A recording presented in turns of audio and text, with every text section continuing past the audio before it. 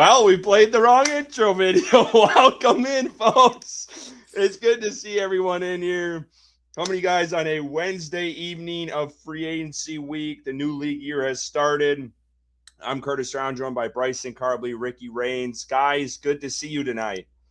Yeah, man. Good to see you. We're off to a hot start here. Yeah, that's awesome. I love that. We played the wrong video, and you know the worst part for me, boys? It started going, and I didn't think nothing of it because I'm like, yeah, that's the show. That's the show I'm on. Like, oh, no, wait, that's the wrong show. No, it's all good. Good to be here. Bryson, how you doing, man? Good. Hoping I don't lag. As he's yeah, I enjoyed the intro video. I did. I thought that was a vibe, man. So hey, James Cody liked it too. All right. I'm not disappointed, but I am very excited to talk about free agency with you guys and get a vibes check across the Panthers community, which I've been seeing all week long on Twitter, but it's good to do it in person. Yeah, I mean, obviously this is a massive week for a lot of teams. Carolina spent really big in this free agency. We're going to dive into all that this evening. Kind of look at the guys they've acquired, guys they've re-signed, and then guys they've lost to other teams. And we'll get this show on the road. I do want to mention, for some reason, StreamYard have been having issues, so our stream is not going to Twitter right now on either platform. So we're just strictly on YouTube. I'm trying to figure out the technical difficulties of that, but that's through our service provider. Not sure. It's been an ongoing issue these past couple of weeks, so bear with us. We'll try to figure that out as this thing goes on. But let's get to the chat, man. You guys are lively tonight. So I do appreciate that. We came in hot with Wesley Carrier becoming a member. He's been a long-time listener of ours. So, Wesley, we do appreciate you. Well, cheers to that. Appreciate you, Wesley. Yeah, dude. Wesley, man. Hope all is well. Hadn't seen his name in here for a minute, and I believe he was one of the first ones that got a Scorton jersey, if I remember that correctly. So near and dear to my heart, Wes. Glad to see you back, buddy. We got one of our members in here too, the Dr. Cardiac. Let's go, Panthers Nation. Appreciate you. We got James Cody, so pumped for the show. We just whooped ass in free agency. Cheers, guys. Hell yeah. Hell yeah. Cheers. Alan, it's going to be a fun night, even with Stone for Scythe signing. Yes, we will get into all of that, Talon. Appreciate you. I think it's just a clerical error, boys. I think there's a mistake. We'll get into that.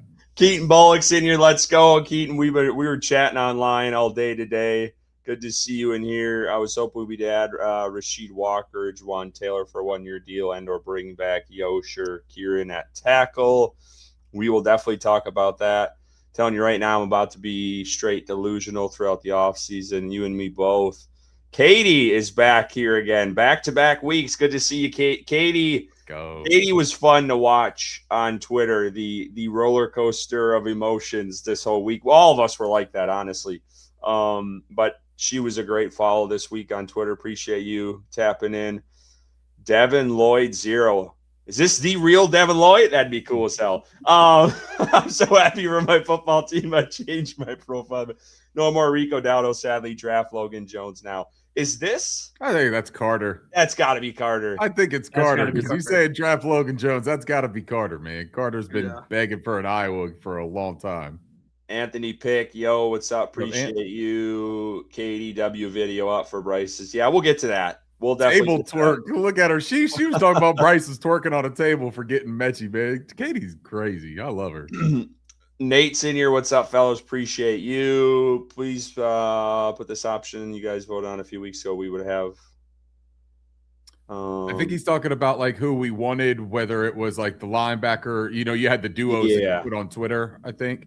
And we didn't have any that were Devin Lloyd and Jaelan. Yeah, none of us thought that was going to happen. This is when the donut thing works out in your favor. You know what I mean? Like it can be a fun activity. We have Ricky's mom in here, as always. Hey, guys, future's looking amazing and promising. Keep pounding. What up, Mom? Future's bright, man. Yeah. I mean, you got to be excited after this week with the signings they made. We got 2 of the top 3 free agents, in my opinion. Dan cooked. So excited. Brandon Ward's in here. Look at us smiling after free agency. Yeah, man. I mean, we've come a long way since the Cam Irving and Pat Elflein days. We really have. It's crazy. Has Rico been picked up? We'll talk about that. Yes, he's on a new squad. Katie is probably one of the best follows on Twitter. I would second that. Only for Scythe, I want in NC is County. Keaton is too kind. Any super chat showing up, or is my YouTube tripping? We've no super chats yet. Oh, we got the members notification. Yeah, so I'm not sure. That's a good question. Making True Money. We'll see if anyone drops a super chat tonight, and as soon as we do, we'll let you know if that pops in. But we did get the member notification, so I would hope that does. Yeah.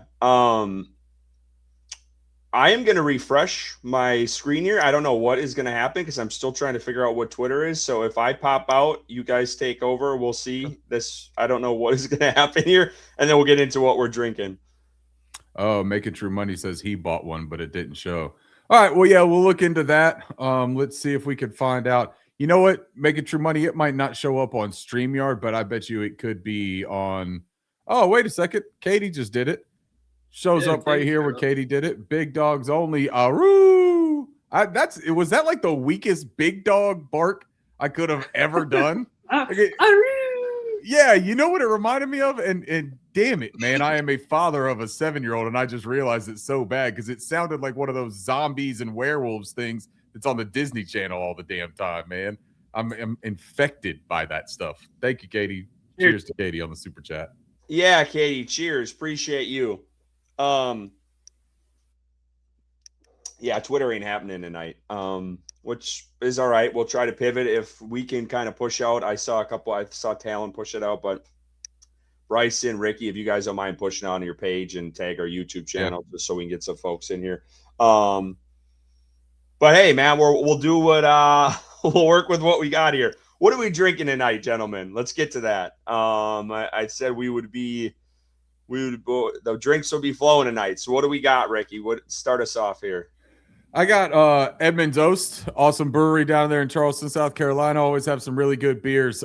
This one right here is one of my favorites and one of my good buddies' favorites. We were just talking about it this past weekend, how we hadn't seen it in a good while. This is a blonde ale brewed with almonds, vanilla, lactose, and coconut, and it's called Cereal for Dinner. This is a really good beer, man. It's an easy drinker. I believe it's in the 4%, 5% flat.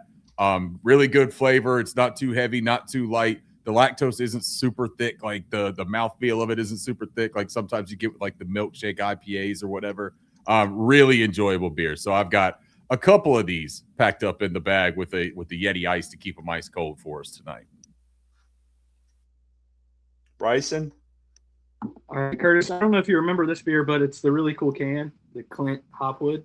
Oh, yeah. I got this one again. It's from Mason Ale Works in, I think, San Diego, California. But it is a hazy IPA. And then also, I got a Tell the Truth. It's a Hefeweizen from one of my breweries here in the Triangle. It's Ponysaurus. Because we're going to be telling the truth about free agency. There's some signs that were amazing and some that I'm excited to talk about how bad they were. So yeah, those two. And then I'm sipping on a raspberry ale to start. I'm going with the Loeb tonight. And I also have garage beer as well. So I will be sipping on that. This is why Curtis said the drinks will be flowing, because he's drinking like 1.5% beers. He's drinking near beers, you know, like he's like, yeah, it'll be flowing all night. It's all good. I'm going to drink ice water. Everyone come and join me. No, it's okay. I had a Loeb. I grilled some burgers tonight. I told you guys, I'm going to light up the grill, fill the cooler, man. We're partying tonight. So we threw some burgers on the grill, and I had a Loeb while we were out there.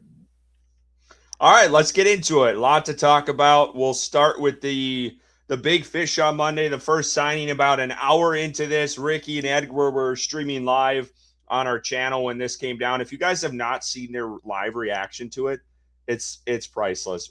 I've never seen Ricky more happy in my entire life. I was ecstatic, dude. Maybe his wedding day, but besides, I mean, this, I mean, he was grinning ear to ear on this one. So Jaelan Phillips, massive 4-year deal, $120 million. Ricky, if you want to pop that graphic up, let's talk about him to start here. I think there we go. Man, this is huge for Carolina. Bryson, let's get your reaction first on this one. Thoughts when this came down, and what do you think he's going to offer to this edge room? Where do I start? He's going to offer something that we don't have, which is a pass rush. So we'll take that overarching approach right now. I believe, when it happened, I think it was for Panthers fans only that had tweeted out a great podcast. Make sure you tap in and give them guys a listen. They put out some great stuff, but they had tweeted out like the Panthers had like 84 pressures last season as a whole, and Jaelan Phillips had 60. So like almost the same amount. So you add that to this room. Of course, the sack numbers are as high as what you would typically see for someone earning $30 million a year, but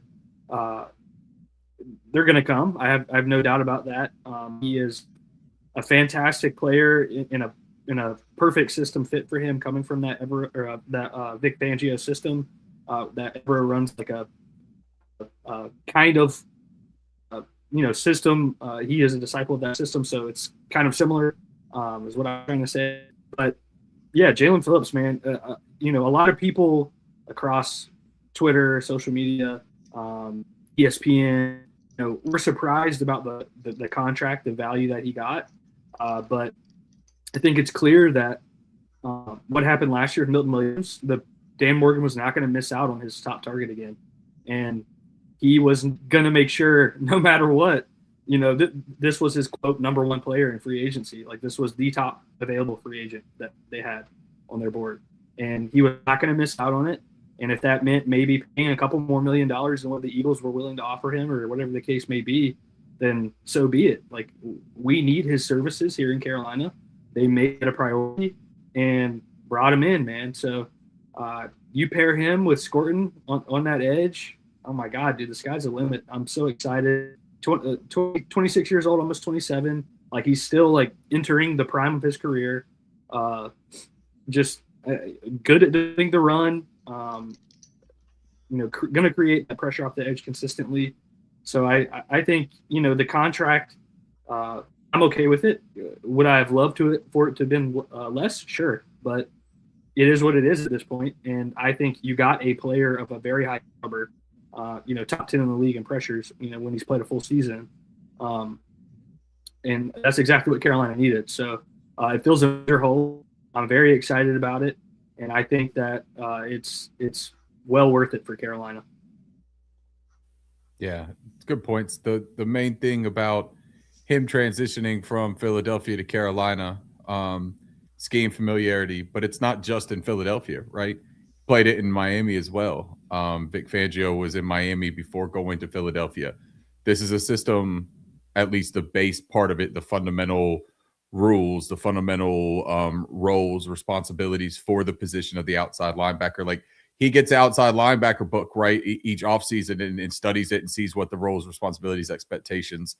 And that's pretty much going to be close to the same as far as like the ground line, right? Like the beginning points. There's going to be nuance. There's going to be terminology. There's going to be differences in that.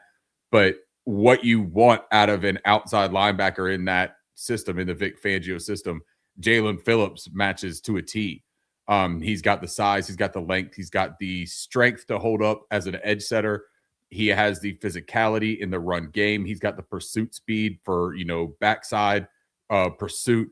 He has the power game. He has the speed game. He has a really good rush plan that is such a underappreciated part about what separates a okay pass rusher, a decent pass rusher, a really good pass rusher, and a terrific pass rusher. Still probably not at the elite pass rusher level right now, which is okay. You know what I mean? Like, when you talk about elite, you're talking about Myles Garrett. If anyone tries to put somebody in Myles Garrett's stratosphere, they're probably just wrong, and they're just gassing up somebody that they are big fans of. Myles Garrett's an alien who plays football here on Earth. Jaelan Phillips is a really good football player and has been for a really long time. This is a 5-star recruit, played at UCLA. Everyone got scared because he medically retired after a concussion. That is scary. Since coming back, he's been in the concussion protocol, I believe, one time, and it was this past season in Philly in December, and he didn't miss the game. I don't know if you guys understand, like, it is rare to even be able to go in concussion protocol nowadays in the NFL and play the next week. That doesn't happen nowadays as like diligent and err on the side of caution that the league and team doctors and independent neurologists, how cautious they are with things.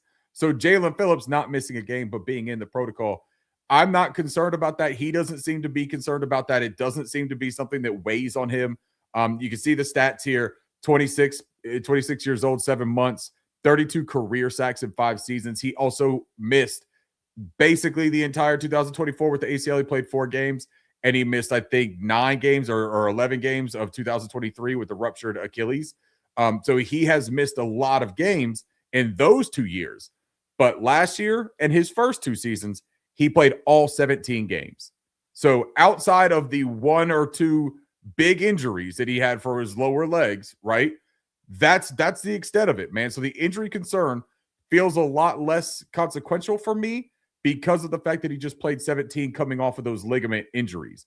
Concussions are always going to worry you, but man, I'm just not that concerned about it with Jaelan Phillips. What I love about him is that he brings exactly what Carolina needed. A one-on-one winning pass rusher that does a lot of the same things that Nick Scorton does as far as like being in space and coverage.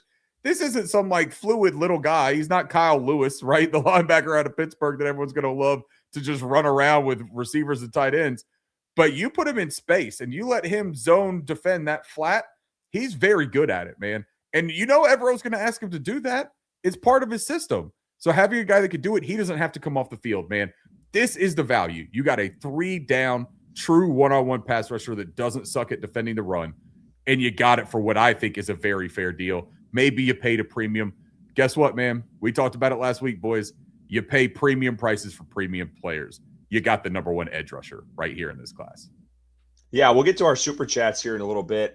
Just real quickly on Phillips. I think it was Cameron Wolf of NFL Network who said the Panthers believed he was the best free agent, period, in this free agency class of any metric. That's of the entire class. I agree with him. So to go out and get this guy, and everyone thought Philly had this locked in, and Carolina kind of pulled the rug out from under them like New England did last year. Bryson, you brought up the pressures. From week 5 on last year, he had generated the 6th most pressures in the NFL, which is insane, behind Myles Garrett. And for a team that finished, we talked about every single week, statistically speaking, the team that finished bottom of the league in pressures and sacks, he is going to be a huge help, not only for the edge room, but for some of these other guys to get in there too. Some of these blitzes that they've had in the past, this is going to help with that immensely, I think. He led the Eagles with that, with 34 pressures once he joined the team after the trade. He's generated pressure on 18% of his pass rush snaps, which is the 4th highest among players of last year. He was only behind Will Anderson, Nick Bonito, and Micah Parsons. So the guy can create it, man. And that's what this room has been missing. And, we were talking offline about this all week of how we think this is really going to help Nick Scorton out and his development moving forward as he progresses with the Panthers. And he's so young. Ricky, you touched on it. The injury concerns are there. You can't discount that. He suffered the non-contact torn Achilles in 2023. He suffered the partially torn ACL the next year in 2024. Both of those injuries were in his right leg, so that will be something to monitor moving forward. And just be on pins and needles about that, right? I mean, I'll cut out my damn right leg and give it to the dude if that's what it takes. But man, when this guy's on the field, he proved it. Even when he was, had those injuries in Miami, when he was on the field, he was very effective. So it's all about availability with him. If he's out there, I mean, Carolina's got a really good football player here. Yeah, 100%. Let's jump to these super chats real quick. Yeah, so we got Carter here, and we can drop this video so we can see that. I'm honored you thought I was real Devin Lloyd. Fuck Stone for Scythe. It's Carter. I love the money spent for Phillips and Lloyd. Only 45 mil for both. $4.99. Carter, appreciate you first off. Thank you, Cheers, sir. Carter. I got a feeling this Stone stuff is going to get unruly this evening. Yeah, it's going to get ugly. And then our man Wes. Wesley Carrier 5018. Has been a long time listener. $99.99. Wesley. Man, hats off to you, sir. Good to see you again, Wes. Pick it up where we left off, man. I like this. Cheers to Wesley Carrier, 99. Tepper heard the new T.I. song and definitely let him know how North Carolina's rocking. Keep pounding, Scorton strong. Hey, I'll drink to Nick Scorton and keep pounding any day, Wes. Yeah, I'm going to give you another cheers. If Wes ever runs for political office here in North Carolina, I just want him to know he's got my vote, by the way. Let's jump to the flip side on that. Finish the beers. You got to talk to them on that. Curtis is just drinking water. Oh, man. Let's go to Devin Lloyd. Okay, so we're all sitting here Monday. The Jaelan Phillips signing happens, or agree to terms, whatever you want to call it. And the day goes on. It's getting late. And then 10 o'clock rolls around-ish. And the notey drops that Devin Lloyd is a Carolina Panther. Ricky, I'll start with you on this one.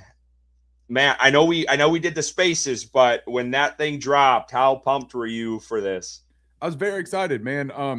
But when Edgar and I were doing the live reactions to all of this stuff, Edgar did a great job of breaking down how we could still afford it, right? If the Carolina Panthers were still interested, we could still afford it.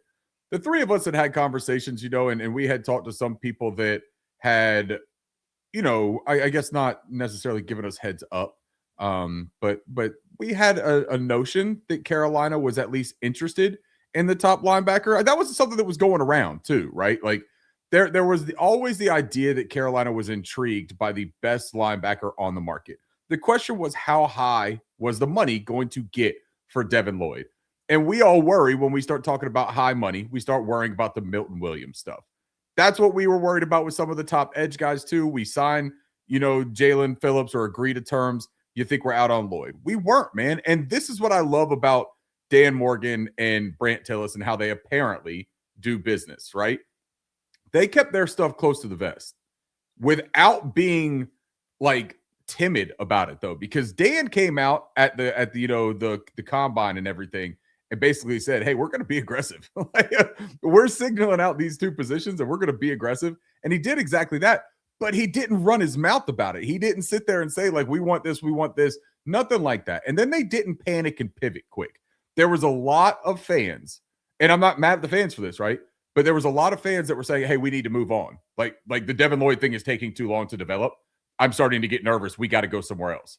What I'm glad about is that Dan Morgan and Brandt Tillis seem like the kind of dudes that will light a giant candle and hold their hand over the flame. They'll challenge you to it, right? And it's like, hey, how long can you keep your hand over the flame? And they will play chicken with any executive in the league and hold their hands over that proverbial flame for as long as they need to land their guy. And they got both of them this time. They knew what they wanted. They did not take no for an answer. Talk about overpay. Talk about whatever the hell you want to. All the people that are talking about that right now do not have either of these players on their favorite football teams. So miss me with that when these guys are making plays all over the defensive side of the field in places where the Carolina Panthers were hurting last year and the year before that. I ain't going to be thinking about $120 and $45 million. I'm going to be thinking about the Carolina Panthers defending their NFC South title and becoming a top 10 defense. Yeah, I know this was Curtis's big fish here, and I tended to agree with him. This was obviously a huge need for this team. That linebacker room was lacking. Last year was not pretty, and then the roster as it was currently constructed was not pretty either. Only a couple guys under contract and no really starter level player. And then you go out into free agency and you get a high caliber starter at the position, one of the best linebackers in the league.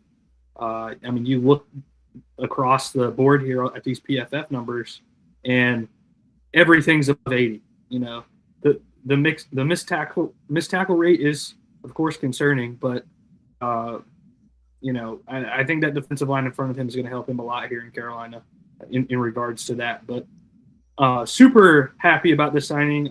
In no world did I think it was possible to come away with both of these guys.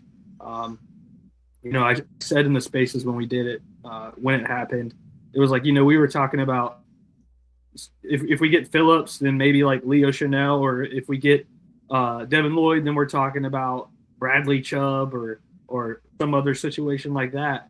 And then here we are. We get two of the best players at their position in free agency. Devin Lloyd, who's one of the best linebackers in the entire league.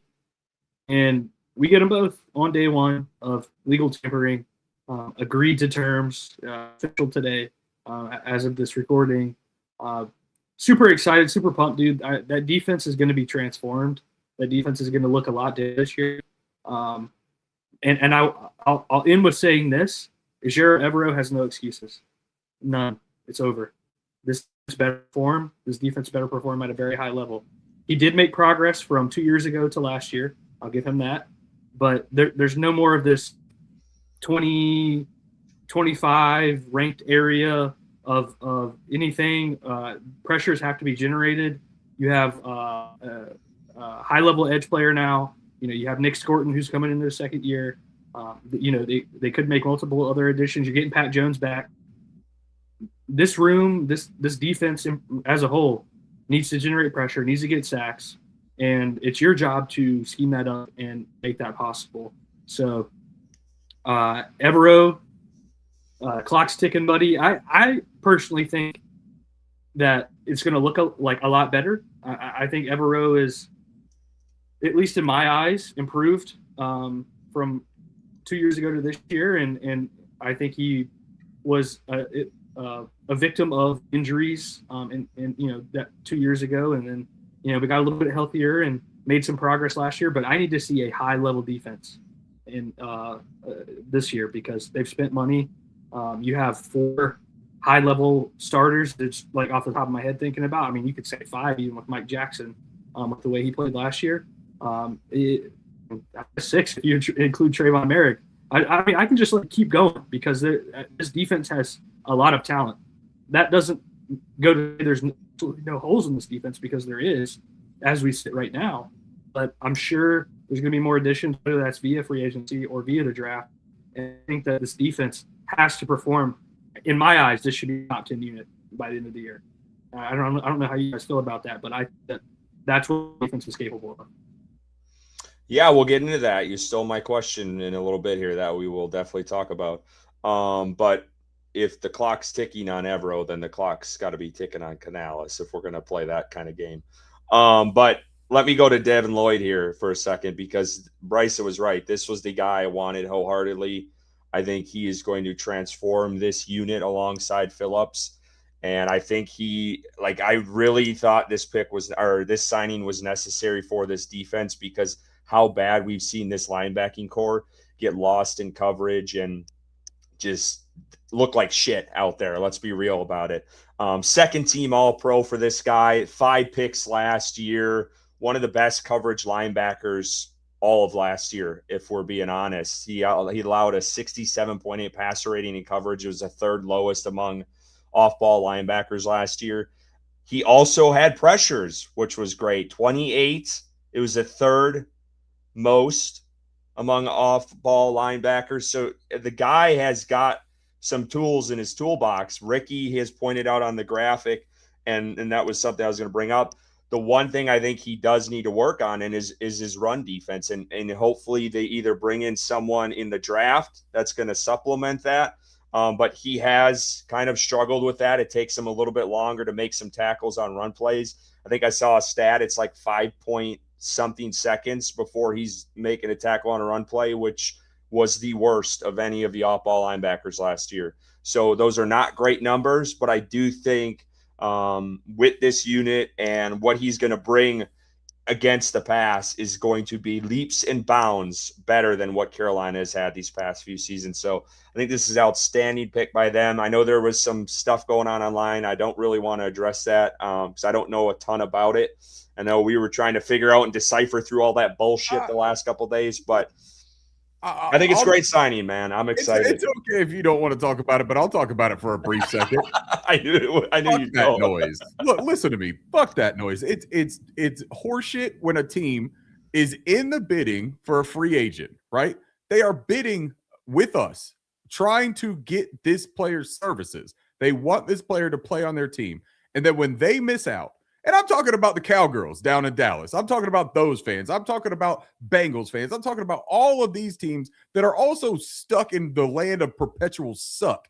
And they're going to sit here and they're going to say, hey, that all-pro linebacker, he's got bad football IQ. Okay, that's something that draft pundits and that's something that media talking heads said in year 1, year 2 of Devin Lloyd's professional career.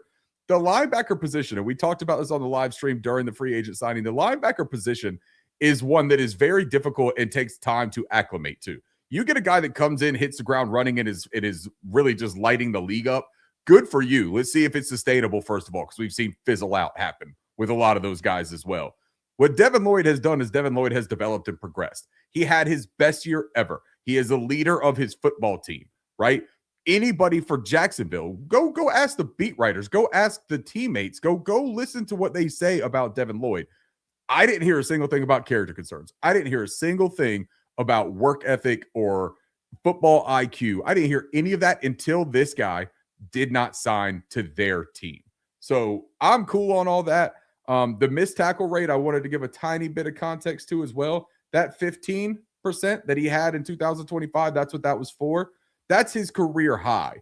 The career average for him is around 11, and he's had as low as like 7%, which would put him right around the mean for a lot of these linebackers. So I don't think it's necessarily this like chronic issue. I just think that he was a playmaker. He was in that defense for the Jaguars this year that was a very unconventional defense. You know, a lot of people say he got better because he was in a 4-3. That wasn't a conventional 4-3. They did all kinds of different things on that defense. Jared Feinberg, one of the friends of our shows, friend of mine personally, he covers the Jags on SI. And him and I have had many conversations about Devin Lloyd. And hey, is this an issue? Like, do you think that this is a real thing? Is it 4-3 the only reason that he's, you know what I mean, had a better season? Look, man, you have to be smart to play, whether it's 4-3, 3-4. Covering space is not an issue for Devin Lloyd. You give him more range, it's okay. He's got the length, he's got the athleticism, he has the wherewithal of where he is on the field. You brought up the ability to rush the passer, Curtis. They talked about that. They want that from the nickel. They want that from the safety. They want that from an off-ball backer, and they want that from the edge. They brought in 2 players that do exactly what nobody else on our team was capable of doing. And that's the bottom line of it, man. If we weren't happy with those positions and the players we had, how are we bickering about this right here? We'll see what happens if there is a slow start to it. Also, don't go and slam the panic button in week 1 if Devin Lloyd doesn't have 15 tackles and 2 interceptions, 1 for a pick 6. It'll be okay. Give him a tiny bit of time, right? Let's just see what happens. My sign just went crazy behind me, lit up this whole damn room. I guess I'm just on fire because my neon light is bursting here. But no, I think that these are 2 terrific signings. I think it's exactly what you want from the Carolina Panthers, and I'm happy that they did it, man. Yeah, it's huge. Bryson's having some issues. Hopefully he's back here soon. I'm going to go through some of this chat because I don't want him to miss the conversation here. Let's start here. Keaton says Darren Waller retired from his music career to put our linebackers in hell. Man, like, that's what I'm saying. Like, that was brutal. I mean, that guy just put on a show against Carolina. Mm-hmm. Anthony, let's be honest. We all know the Bengals and Jerry Jones don't win bidding wars. It's a fair point. That's kind of approach I took with all the bullshit. I was just like, hold on. Go up one. Hold on real quick. Because there I saw one that's important. Chris Dillard, just tuning in, fellas. It's my daughter's 4th birthday today. Happy 4th birthday, little lady Dillard. Birthday. Awesome, Happy man. Birthday. Thanks for joining us. Spend it with us, man. Well, she's 4, Curtis. She's in bed now. Like, it's 9:35, man. The kids are in bed. Chris is just here, you know, venting and relaxing, getting a little downtime, talking ball with the boys. We got Anthony. Where was Anthony here? Oh yeah, we pulled that one up already. Making True Money. The Jake's content creator said he was good for them. Nothing but a great guy for the locker room. I mean, that's what everyone heard. Exactly, I mean, man. And it sounded like it was more of the Jaguars didn't have the money to pay that to sort of position that kind of money from what we've heard. So there was also that like in the air, like, well, the Jaguars didn't want him. He had such a great year. It was one of those things, just a culmination of a bunch of bullshit, honestly. Earl's in here. Appreciate you tapping in. What's good, y'all? What up, Earl? Appreciate you. We also have Panthers gal 7399. Now you gonna put up the one where she's got the typo. Yeah. Sorry. Curtis, I didn't see that. I didn't see it. I'm scrolling down. It wasn't in my screen. Panther gal, forgive him. He thinks that's how you spell guys. You know, Ricky's from Wisconsin. He puts an H on the beginning of things, you know. Happy we can now take the best player at 19 now. Yeah, we'll talk about that here. We'll get into that a little bit. While we're still waiting on Bryson kind of answered this, so I guess I'll ask you this. Can the Panthers become a top 10 defense unit this season with the additions we've seen so far? You're asking me this? Okay. I didn't know if you were asking the other person. I just realized that I'm the only one here. I'm an idiot. Yeah, look, can they become a top 10 unit? Absolutely. I think there are still positions that have to be addressed that will be addressed. But if you took just what you have right now and slot in Nick Scott, right, in the safety position again, because he was the starter last year, it seems like there is interest in him coming back to Carolina from tea leaves. And so if you got him back there again, I think that you're going to do something in the draft. There's still probably the second wave of free agency where players are waiting to see, you know, when the other shoe drops to figure it out. But I think that the talent you have, I think that with the progression that you are anticipating from Nick Scorton and Princely Umanmielen, right? Like, we don't have to just talk about Scorton. I know I like to because I'm a giant Scorton fan, but Princely is going to get some action with this team, man. Like, I truly do believe that. And I think that he serves a role that is necessary with his speed rush. We just got to figure out how to make that more consistent, how to make it more explosive for him. And maybe having better talent around him like Jaelan Phillips helps. Derek Brown.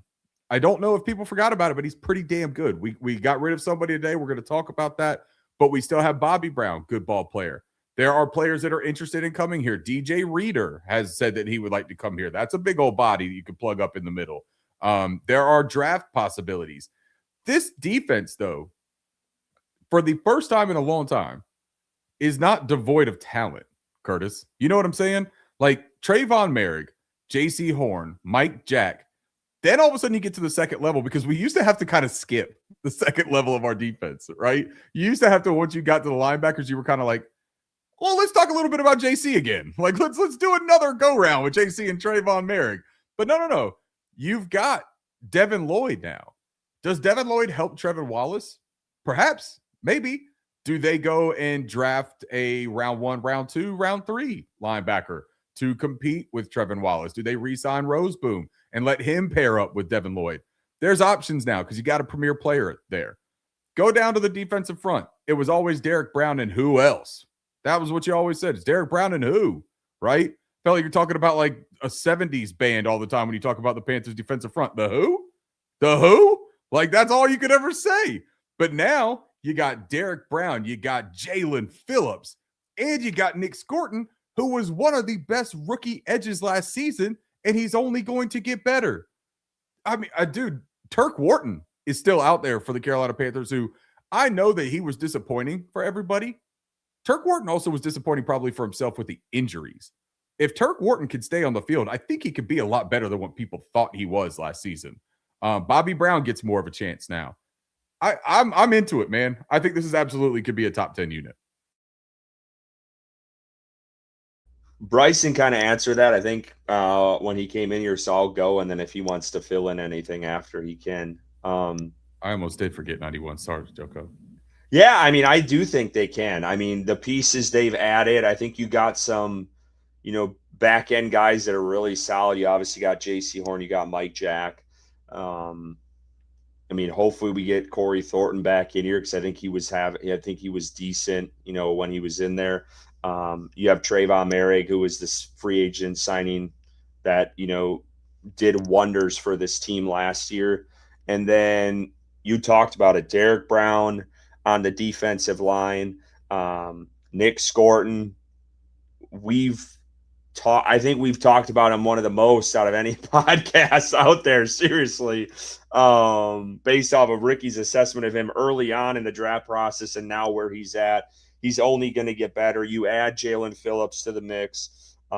You'd hope Turk Wharton has a bounce back after they paid him a ton of money. Bobby Brown, Cam Jackson, it sounds like is going to get more of a look this year. Then you add Devin Lloyd in the middle. We'll see if they add again still at that position in the draft. Do they add another defensive tackle at some point, whether that's free agency and DJ Reader, or if that's Peter Woods, or if that's whoever it is in the draft? This defense, man, they're going to be solid this year. And they did take a step last year. Bryson talked about that before. I mean, the defense was a better unit than the offense last year, if we're being real about it. So, yeah, I do think they can take a major step. And, they came off of a very solid year last year, and they increased their turnovers. Obviously, the sacks and the pressures were lacking. But I think with time that'll get there, and we'll see what they do. Does Nick Scott come back? You alluded to it that he might potentially. Are they comfortable with Ransom there? That was one of the questions I had on Twitter today, is like, are you guys comfortable with this safety room? But yeah, I agree with Bryson. Like, I don't think there's any more excuses for Evero. They've given him the tools all across the board, whether it's in the draft and free agency now. The guy was in hell a couple years ago when everyone wanted him canned. That whole roster on the defense was depleted when the Panthers were the worst defense in NFL history. But yeah, I think he's got the tools now, and I mean, this is the time, and I have no doubt he's going to take advantage of it. Bryson, anything to add to that? Yeah, my shit's cooked, boys. I'm trying to fix it, but I'm stuck here, so I'm gonna be lagging. You're good.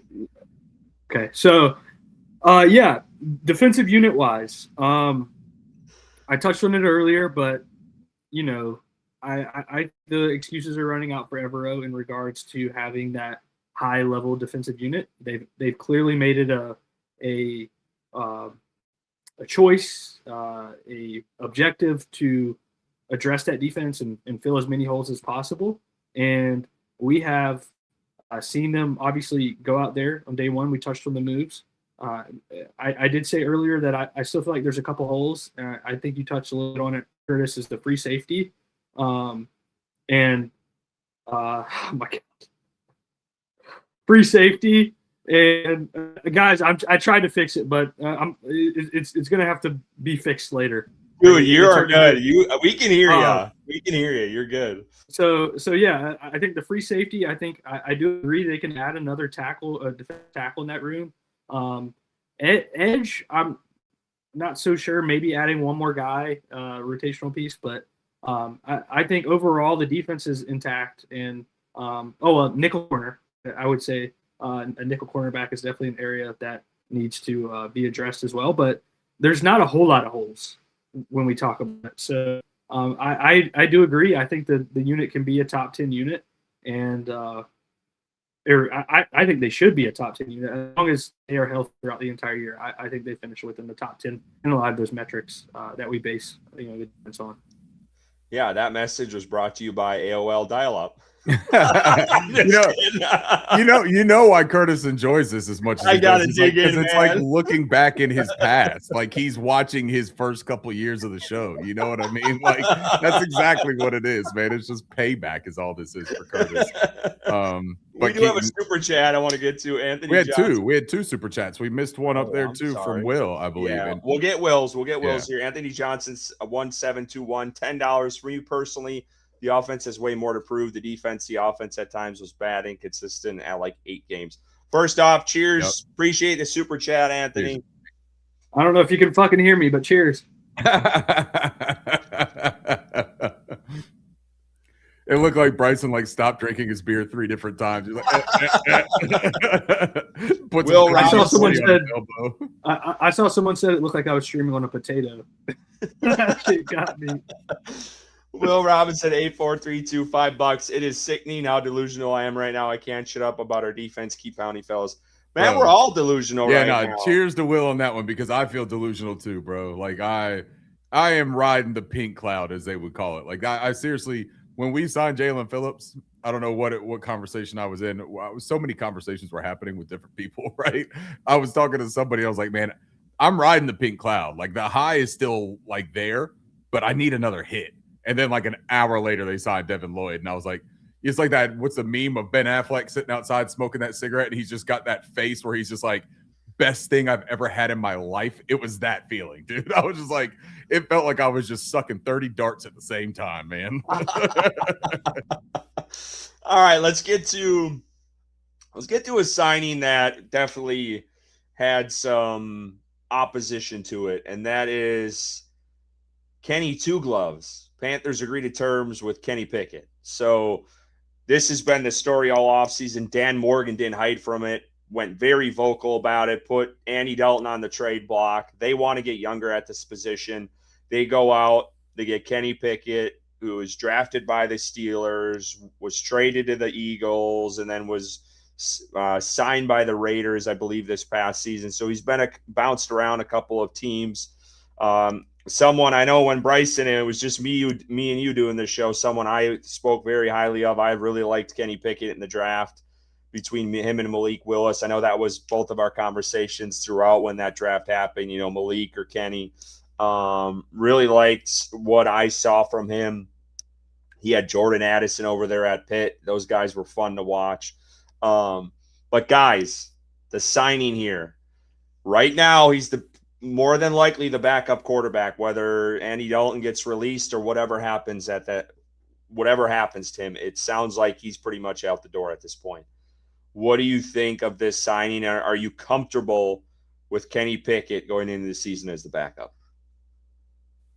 Bryson, you want me to go first so that you can try to see if you can hold on a little broadband and just package it together? All right, I will go first. So I'm actually pretty surprised how much I do not hate the signing of Kenny Pickett, to be honest. I'm not a big fan of Kenny Pickett being your starting quarterback. Let's start there, okay? And I kind of, when I talked about it, I made a joke about this in a way, but it's true, is, if you just took Andy Dalton and you took Kenny Pickett and you just chopped both their arms off, right? You could still use Kenny Pickett because he's got legs that work. He can move around. He's not a stationary landmark back there. Andy Dalton, unfortunately, man, like Andy Dalton has been a quality football player in the NFL for a long time. I mean, no disrespect when we talk about wanting to change and get younger and get a different, scent in the room, if you will. But Kenny Pickett is a mobile quarterback. Kenny Pickett is a guy that has seen success at levels. He has traveled around the NFL. He has been in different systems. The talk about Kenny Pickett in the locker room from his last couple of stops is that he's a hell of a teammate. The players like him. He knows his role too, by the way. Kenny Pickett doesn't necessarily think he's coming in here and he's going to have a starting shot at getting this job. And some fans hate that. I think that's where we still are with this. Some fans think we needed to bring in a quarterback to compete with Bryce Young. And I think that you're missing the point of what's happening here in Carolina, if that's still what you want out of your backup quarterback. What you should want out of your backup quarterback is somebody that if he gets hit in the hip, it might take him an extra second to get up, but he doesn't need double replacement surgery the next weekend, right? Like he's not going to have to use the walker in the K&W cafeteria because he took a hard hit on Sundays. So this is what Kenny Pickett can offer, is a younger guy that still has room to develop. We know that Dave Canales loves working on quarterbacks, right? We know that he likes it. That's been his calling card. Why not let him see if he can turn this dude into a serviceable quarterback? Like, he's not bare bones. This dude doesn't suck at every single thing that he does. He's just got tiny little hands and he wears gloves. Like, he's like the Burger King mascot, but he plays a little bit of football on the weekends. Like, yeah, it's okay. Like, hey, half the country voted for a guy that's got tiny hands too. Like, we're going to be okay. Sorry, I shouldn't have even made that joke, but I did. Kenny Pickett's gonna be okay because the luck or the what you hope for Kenny Pickett, the main goal is that he doesn't play. If he does play, I don't think he's as bad as Andy Dalton. I think he's a good teammate, and the money doesn't look crazy. What is it, like $4 million guaranteed for him or something like that? And it could go up to 7.5. That's not bad, dude. We're going to talk about players later that we literally wasted money on. We didn't waste money on Kenny Pickett. Bryson? Here we go. I also didn't hate it necessarily. I'm kind of in the same boat as Ricky here. I wanted that position upgraded very badly because if push comes to shove and you need someone to get out there, if Bryce cannot go, the last thing I wanted to see was another year of Andy Dalton. And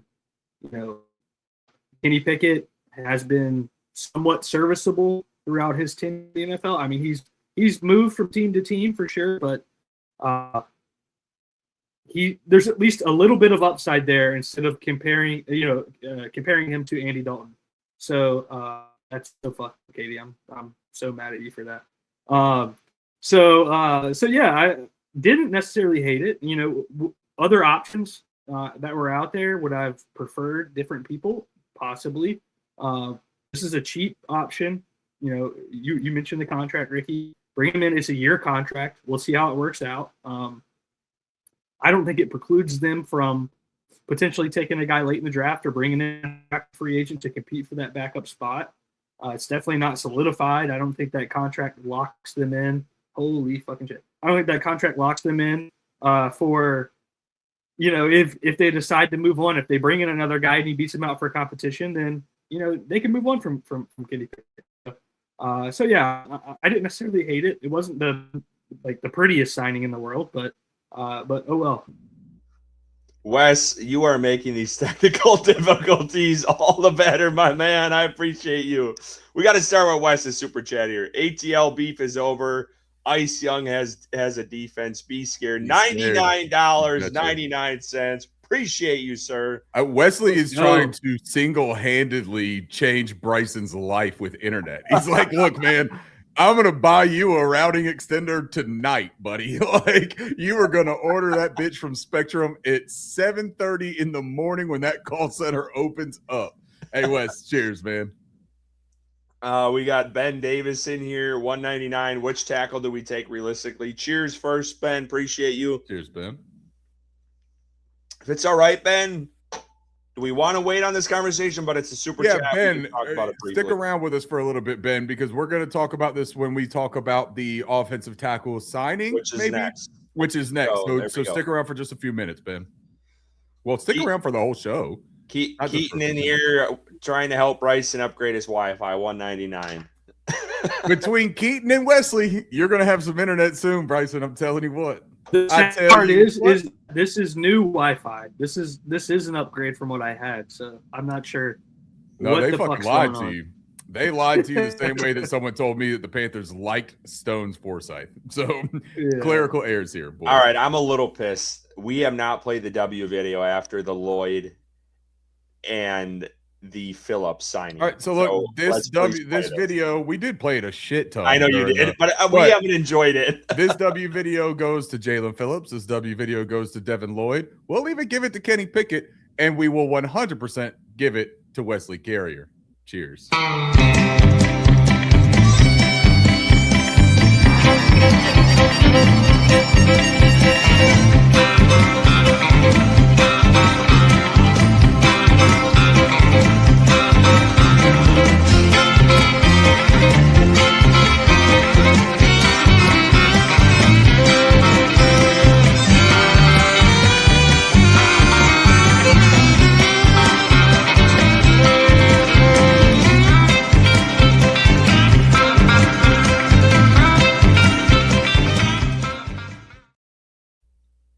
Feels good to watch it. Amen.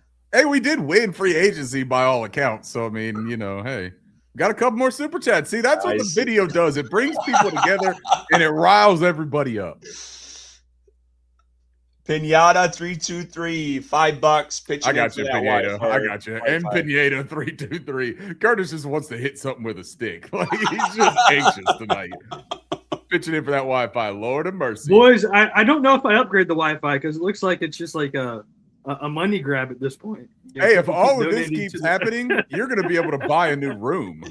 Like, don't worry. Katie 199. Oh shit. Yeehaw. Katie's out there chopping trees. I could tell.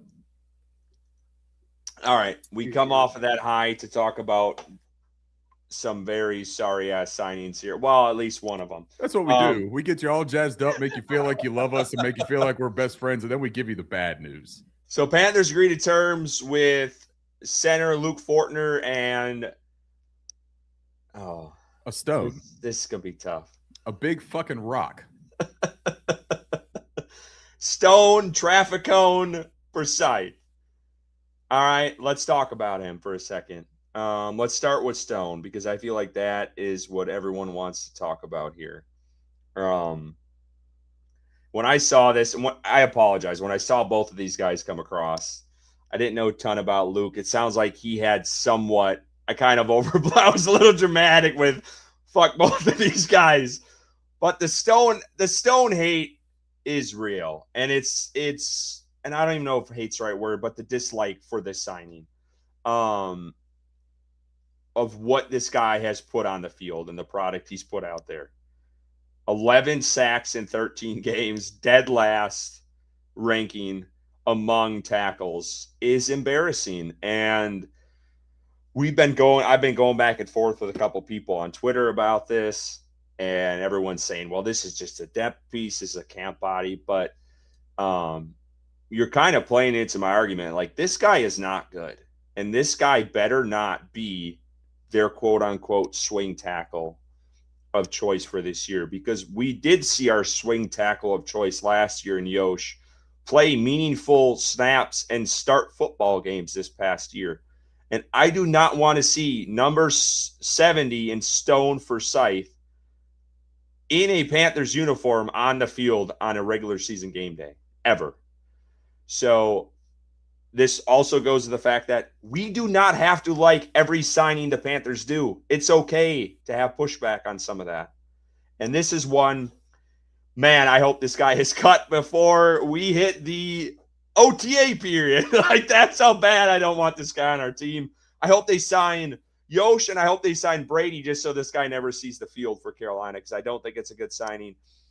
Gentlemen, I've said my piece with it. What do y'all think of Stone Man here? Okay. Let's start off. I don't know if Bryson was trying to go or not. I couldn't tell if he was frozen. All right. So Stone for Scythe. Let me start first, right, by saying if the dude makes a 53 and he's a Panther, I will cheer and want nothing but the best for him, because I want the best for every single Panther player that's on the team while they're on the team. The minute they're not on the team, I'll tell you how I feel about you a little bit more. I'm right? waiting for a but here. But, all right, hold on. Let's start somewhere else. Hold on, because there's a but hold on. Stone for Scythe is gigantic. 6'8", 310-ish pounds. At the combine a few years ago, 34 3/8-inch arms, 10-inch hands. He's a specimen. He's a big guy. He's what you look for. Swing tackle capability. He's played left. He's played right. He played left last year for the Las Vegas Raiders. Pete Carroll brought him from Seattle the same way that now the Pete Carroll regime underneath has brought him to Carolina from there. But when you look at his 40 stuff, or when you look at his athletic testing, not 40, his 40 is in there too, 5.13, not terrible. But when you look at the explosive testing, right? Vertical jump of 27.5, broad jump of 8.7. The explosiveness is not there because he is a cumbersome player. He lumbers, man. He is not a fluid. He is not a quick. He's not a twitchy. He is not a great recoverer. But if he does get his paws on you, those big 10-inch hands, if he gets them, man, he's got grip strength. He can move you. He is a people mover. He just has a hard time getting the person latched on. He misses a lot. He lunges a lot. He's high cut. Go figure for a 6'8" guy. He got a lot of good bend to him. Here's my thing. Everyone says it's just a depth player. You see people and they tell you this, right? He's fine, man. Like, look, dude, I don't know what you're freaking out about. He's not going to see the field. Everyone keeps telling you that this football player we signed is not a big deal as long as you don't make him play football for you. Like, am I missing something? You can't tell me that this isn't a big deal as long as he doesn't play football when you signed him to play football. Yes, camp body. He's going to go and he's going to compete. He's going to do all this stuff. Right now, we signed him on day 2 of the negotiating period. They brought him in. Maybe it's a negotiating tactic. Maybe this is a leverage situation for other tackles to say, hey, if we don't get you, if it's Yash, right? And we're saying, hey, if we don't get you back, then we'll pivot. We already got this guy in our sights. Maybe that's what's happening. Maybe somebody wants too much money and they're saying, we're not scared to move on. We'll show you we're not scared to move on. We'll sign Stone Forsythe. We'll get you shaking in your boots, man. These agents. All right, now I'm going to stop the sunny side up. Horseshit. This dude didn't need to be signed. There are other players that you could have signed. There are other competitive players you could have signed. The $1 million, it can be thrown down the drain. If you want to throw $1 million down the drain, give Bryson $1 million internet. It would have done more for the Panthers fan base than signing Stone Forsythe. I hope that this dude gets some sort of reclamation project. I hope that they figure this stuff out. But it is troubling to me when we have seen by far the most combinations of offensive linemen in the NFL used the past couple of years for people to tell us he's just a depth player. Our depth players have played for us extensively. And oh, by the way, if you haven't heard the news, our starting left tackle ruptured his patella tendon in the last game the Carolina Panthers played in late January. I don't think Icky's going to play next year. And if he does, it's not going to be very many games. And there is no guarantee he comes back at the level that he was playing. And was he playing at a level good enough to keep? I don't know. But Stone Forsythe isn't the answer. So you got to draft a tackle probably at some point, or you got to sign somebody else. Taylor Decker would be great. You made win now moves. Let's just be honest about it. You made some killer moves that you're expected to win. You got to have an answer on the blind side because Bryce Young is a big part of that recipe to win. All right, Bryson. Keep it going. We're not. I'm going to try my best, Curtis. I'm going to try my best. As long as I stay connected, you're going to get my feedback on the signing. I think a lot of people saw what I had put out there in regards to the Panthers tweeted they were going through every player. 5 things to know about this, Stone Forsythe. 5 things to know about Luke Fortner. 5 things to know about blah, blah, blah, blah, blah. Basically, to sum it up, I agree with Ricky. This was a very bad signing, just point blank. There's no reason for Stone Forsythe to be on the Carolina Panthers roster. I don't agree with the camp body. He's just a depth signing. He is not good enough to be any of that. He is not competing with anyone. He is not making someone elevate their level of play because they know they have Stone Forsythe behind them. He is not a swing tackle. He is not an NFL caliber offensive lineman, in my opinion. So this is a bad signing, and it's okay to disagree with this front office sometimes. We don't have to love everything that they do. It's okay to disagree with some of the things that, that they put on paper, that they sign. And that's this. This was, I think, clearly the worst sign of our free agency so far. Okay, it's not a lot of money, right? I get that. It's not a long-term contract. I get that. But what's the point? Where are we going? I don't understand, what is the goal of this signing? Because I don't agree that it's a depth signing. I don't agree that he's a camp body. I don't agree with any of that. So he's not a good player. I'm not trying to be disrespectful to him at all, but it's just I want the best options for my team, and this unfortunately not. Maybe they see something that we don't. Maybe they're keyed into another situation that we're aware of, but from what he's put on the field, the man allowed 11 sacks last year, and it was ranked 89th of 89th via, which I understand is, take it with a grain of salt, but that's not something I want my quarter. I feel like I'm being protective of Bryce Young. Right? I don't want my quarterback subjected to any of that.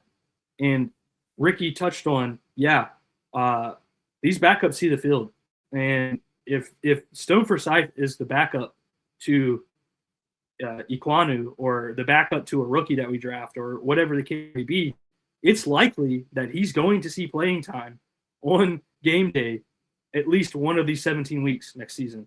And I do not want to have to deal with that. So, and I know Bryce does not want to have to deal with that. He is the priority here. He is who you are brought in to protect.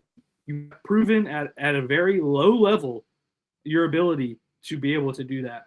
So, bad signing, not a fan of it. Don't want him on my team. I hope he's cut, but I wish him the best. Can I just bring up real quickly before we get to the super chat, because you guys said we all said something about like maybe they see something that we don't or something like that. Just for fairness here, Brandon Thorne is thought of as one of the best offensive line evaluators, minds in the game. He works for Bleacher Report now. He has Trench Warfare. He is a very bright guy. He's very good at these evaluations. He's usually pretty spot on with stuff. He had a round 2 grade on Stone Forsyth coming out of college. He liked him a lot. In the free agent rankings for this class just recently for Bleacher Report, he had him as like the 8th best offensive tackle, I believe, that you could sign. Like, there are still people that believe in the trait. So maybe that is something that they think, hey, we've got a good offensive line, Joe Gilbert. We've got a good guy that we could get, his hands on him and see if he can't mold him into something serviceable. And also Stone has some reps, right? Like, I was watching the Eagles-Raiders game today, because there's a lot of current Panthers, new Panthers that are playing in that game. Kenny Pickett started. Stone was the starting left tackle. Jaelan Phillips was on the opposite side. So you get a look at a lot of things. Stone had some winning reps against Nolan Smith, and Nolan Smith is the archetype that gives him a bunch of problems, right? Short, smaller, speed rusher, can get inside him, which, by the way, if you get an inside move on Stone Forsyth, congratulations, you just got a sack, or you blew up a play in the backfield, because that is that's kryptonite for whatever Superman he is. The last thing that I'll just say about it, though, is because people keep saying he's cheap, right? That's the argument here. It's $1 million. Like, what does it matter? Sure. In the grand scheme of things, I guess that is probably true. And we do have to wait a little bit to see what other moves they make, because if they sign 3 other tackles for $2 or $3 million each, perhaps those are the guys that actually make the 53, right? Maybe they are just rounding it out right now. So that caveat is fair. But what I'll say about the cheap thing, if I need a new lawnmower because my lawnmower shit the bed, right, this past week, and you go in, you start looking at all these, the Husqvarnas are like $3,000 for a riding lawnmower. I could go and buy a cup of ramen noodles for $3, but my grass is going to look like shit and I'm going to get ticks. You know what I mean? Like, that's what's going to happen. Just because it's $3 doesn't mean it's going to cut my lawn. If you need a lawnmower, you got to buy a lawnmower. And sometimes it costs some money. That's all I'm going to say about it. God damn it, he's good. All right, let's get to the super chat. What are your thoughts about, and we're talking about this, Luke Fortner, Stone Forsyth, and John Metchie. Is it Cheshire?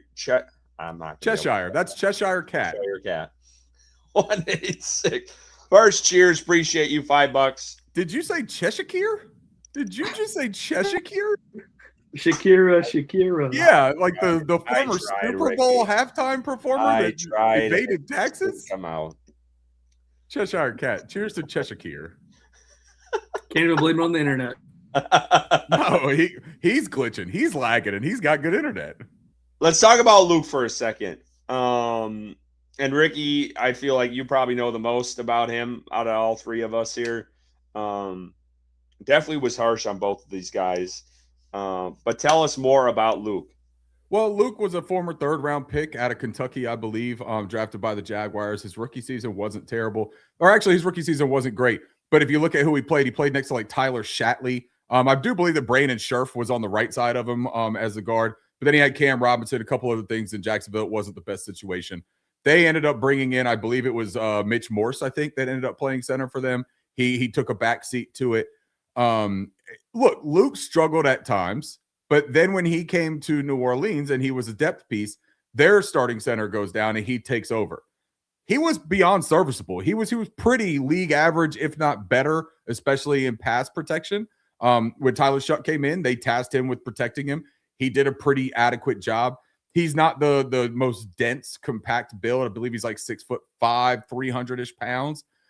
He can move a little bit though. He's got the ability to get on the move, which I think is important to Carolina on the center position. They talked about it with Austin Corbett being the big draw.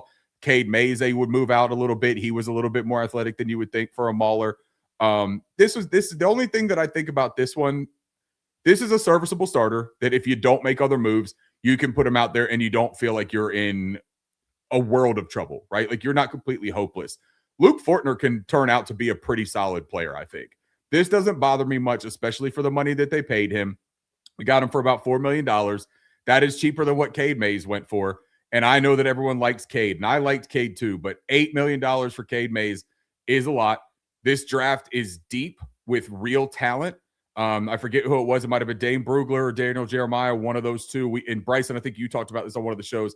They mentioned that there was like 5 or 6 centers that they could see develop into true starting centers in the NFL at all levels of this draft, whether you want to take one high, a Sam Hecht, Connor Lew. If you want to wait a little bit, the Parker Brailsford. We've got Nev right here says, I love Parker Brailsford, though. Good ball player. Logan Jones is a guy that I'm high on. Matt McGlubin.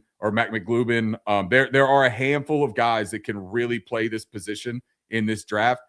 I think that what this does is it gives you a bridge, if you will. If a center needs a little bit of time to acclimate, it also is real competition for that rookie center. You're not just bringing him in and saying, hey, you got to play out of necessity. Let the guy earn it. Let him play through it. We still got Nick Samak over there on the roster as well. He's going to get a shot. This is true competition, and this doesn't bother me, man. This is a solid signing, in my opinion, and I'm cool with it. Speaking of the draft, I want to go to this question. This was from a super chat, so I'm going to try to bring that up here because I know we had it, and we told. Let's see if I can find it here. Ben Davis here. What tackle do we take realistically? And that kind of blends well here with my question. And I wanted to ask you guys this: is left tackle the biggest need for this team right now going into the draft at where we're at? We don't know what they're going to do the rest of the free agency. So at this moment, do you think this is the biggest position of need? Bryson, you take it first. Yeah. I would say probably. Comparing it to other positions currently, I mean, I would say free safety, nickel, center, tackle would probably be my 4 areas. And I would say, in my mind, I would say what's the most important of those. And I would go left tackle pretty quickly out of those 4. So being that Ekwonu is going to probably miss some time, it's probably a significant amount of time. I think it is a big need, and that's frustrating knowing that you have, a high draft pick, waiting in the wings, and Ikem Ekwonu, who played pretty well last year, I would say overall, who's playing for his next contract. Ricky disagrees, but I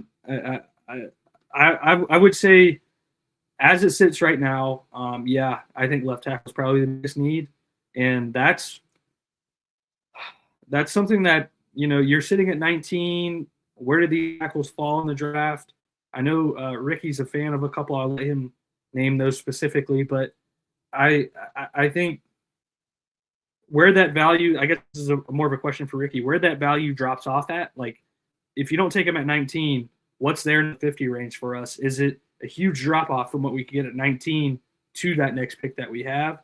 I think that's something they should consider, because I'm always a fan of like a skill player in the first round. So whether that be the tight end or the wide receiver or potentially a running back that I teased a little earlier on Twitter, I'm more of a fan of that overall. But if left tackle, it's like, hey, you go in the first round, and then if you don't come away with one in the first and that skill level drops off, then I would say obviously using that pick on a left tackle is probably the most important spot to do it. Ricky, where are you at with this? Yeah, for me, I think left tackle is the biggest need. It doesn't necessarily mean that you have to take him at 19, right? And that's kind of what Bryson is getting to with the, like, where's the value, right? Is 19, like, where you have to just reach and take him, because if you wait till 50, you're out of the running for any of the guys that could come in and be impact contributors. I think that that's a very subjective thing, right? And it also depends a whole lot on who is on the board there at 19, right? For me, though, I'll start here. There are left tackles. I've seen so many people say this draft isn't a good draft for tackles. First of all, you remember when we've talked about draft classes being transcendent for the quarterback position, and then they all fizzle out? You remember that? You remember when they say, hey, this is going to be the greatest wide receiver class of all time, and then they fizzle out? Why are we doing this thing, man, still, where we look at the draft class and we say, it's perfect. This is great, or this is the highest one that ever, or this is the lowest one. Oh, it's so terrible. Bro, we don't know what's going to happen in the NFL. We're talking about how these guys played in college systems against college kids. When you go to the NFL, your situation matters a ton. Your coaching matters a ton. And what you have around you matters a ton. And development matters. Development is not linear. Development happens on an individual case by case. When I look at this class, what I see is a load of potential. I just see things that you got to improve upon with almost all of them, right? Realistic. The question from our super chat was, who's the most realistic tackles that you could get? I think that them mentioning Caden Proctor already from the team site, and we know the affinity of size that our team, our front office management team has with size, because size is something you can't develop. Size is something you can't teach. That's, hey, your parents gave it to you, right? Your parents in your meal plan gave it to you. Caden Proctor is a legitimate player that is going to be in their sights. And he is a polarizing prospect because there are lows on his highlight tape.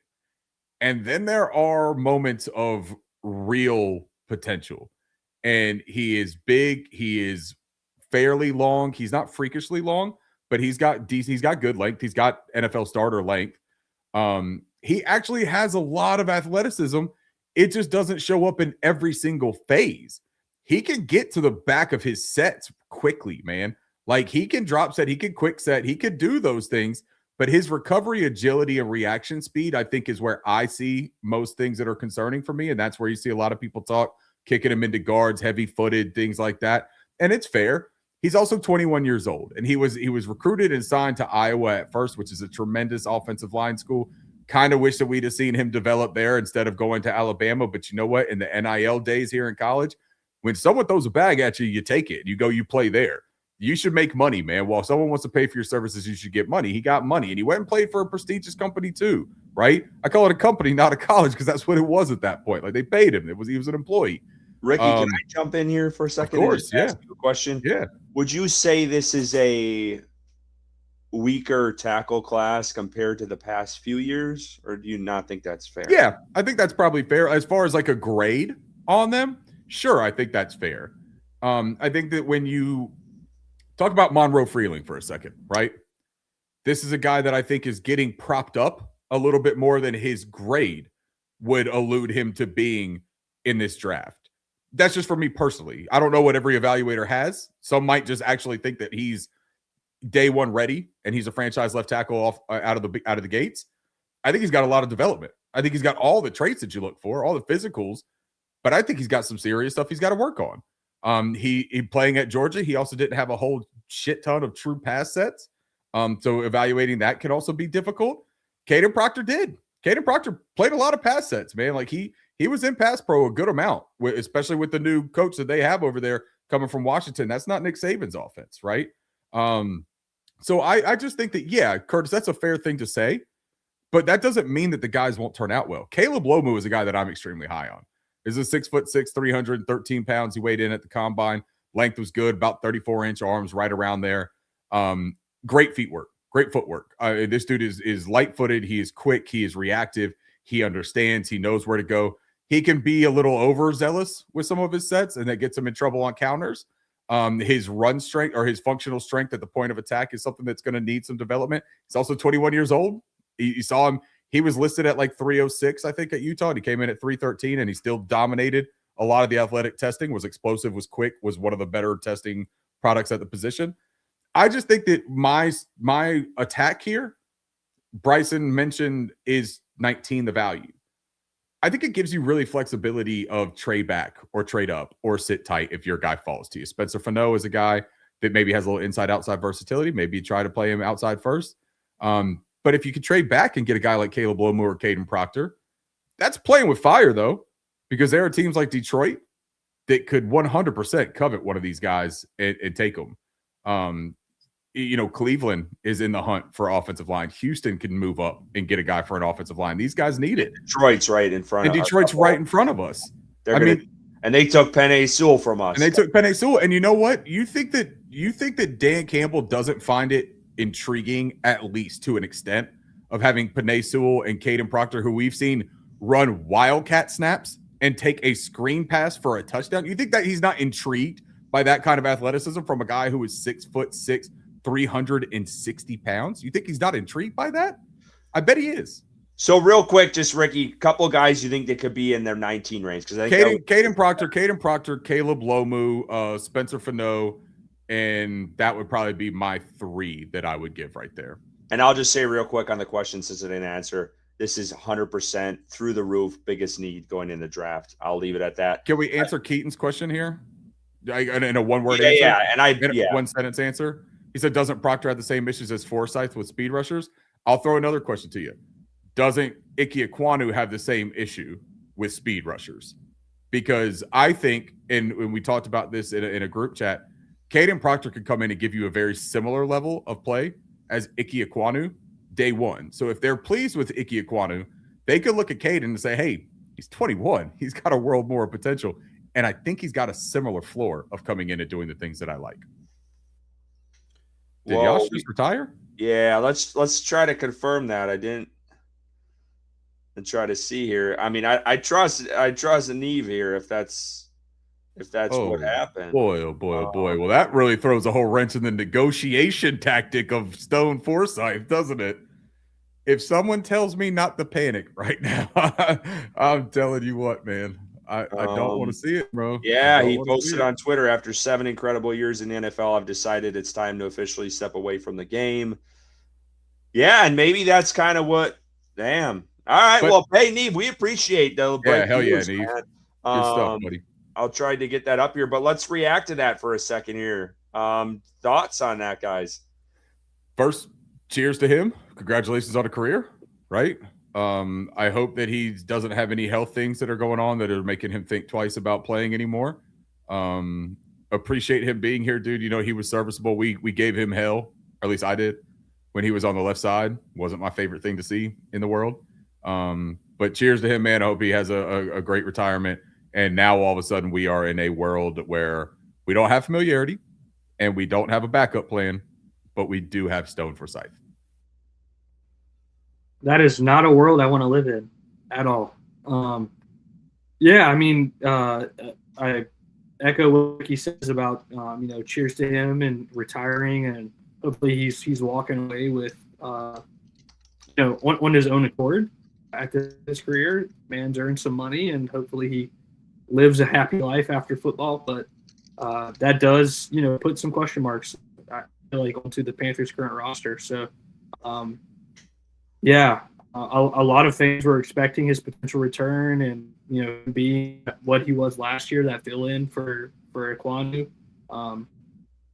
So we just talked about his left tackle, biggest need for this team, and I think that this echoes that. And wow, yeah, it's definitely the biggest concern, because right now we're looking at Stone Forsyth as the starter week 1 for the Carolina Panthers, and that's not something I want. So needs to be addressed immediately.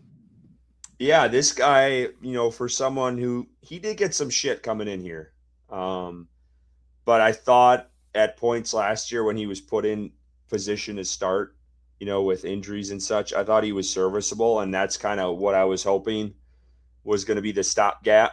Whether they would assign someone bigger in free agency, and that still could happen, or they draft, someone high that we were just literally talking about. It sucks. I mean, we just literally talked. We do not want to see Stone playing meaningful snaps for the Carolina Panthers. So, Brady Christensen, he's coming off injury. Do they try to pivot that way? Is that an option? Do they, what we literally just talked about, and it almost seemed at this point the writing is on the wall that they're going to draft someone high at a tackle spot. You have Taylor Moton. He is not getting any younger. You have Carolina, who almost addressed the tackle spot this past year in the draft. I mean, they almost picked a tackle at 8. They were considering it, according to reports, if Membo was there at that pick. And if they were considering that last draft with Ike Ekwonu healthy, they clearly think tackle is a need. So I think the writing is on the wall at this point, and I know that's you get yourself into sticky situations when you have to draft for need and you're trying to, you might go reach for something. And I kind of hope they don't get themselves in that situation because I feel like Dan Morgan and Brandt Tillis have, up to this point, have done a good job of going into the draft where you can draft BPA. But up to this point, we have to look at the roster face value, and we can project all we want. If maybe they go out and get a Decker, I know that's been talked about in chats that we've been a part of. Do they go out and get a guy like that? But to this point, I mean, that is the biggest position of need. And Yosh, hats off, 7-year career, enjoy it. But that one's going to hurt a little bit, and people might call us crazy for that. But I feel like that was everyone's mind, the stopgap. I like what the chat has said, and Talon has been big on this. Jake Curran, guy that has had some tackle experience. Canales knows him. We just need some competent players out there for that position. And if you're going to talk about facilitating competition with Stone, you got to start showing me who he's competing against, guys. Because, he's not competing against Yosh anymore. He's not competing against Icky.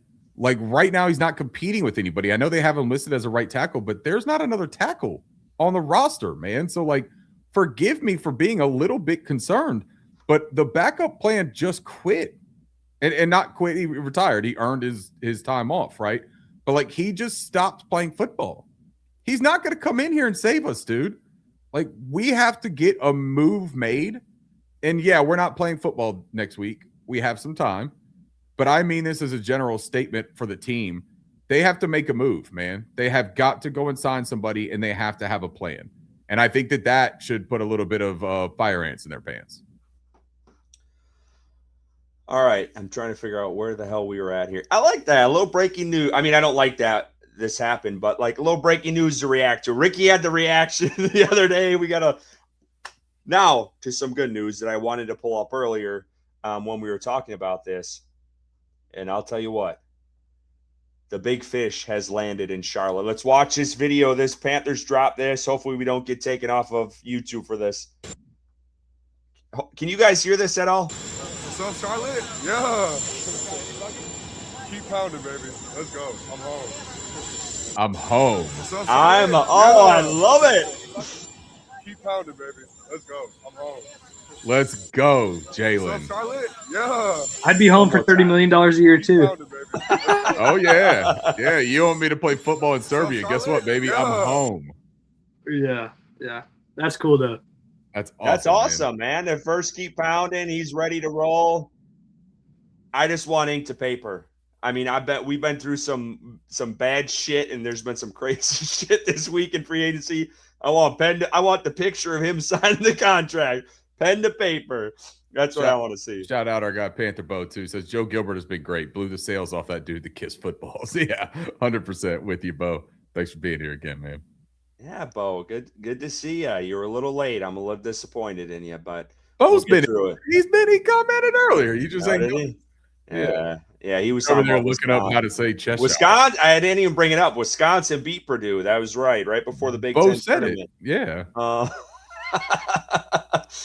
Oh, Bo, he's a good shit. All right, here. Let's go to the other signing that actually one of our super chats talked about, and John Metchie, Bryce Young, back together, Bama days. Bryson, I don't know how many off seasons you and I have gone on Twitter and be like, this is it. Let's go and get the guy. Let's bring him in here. They finally did it.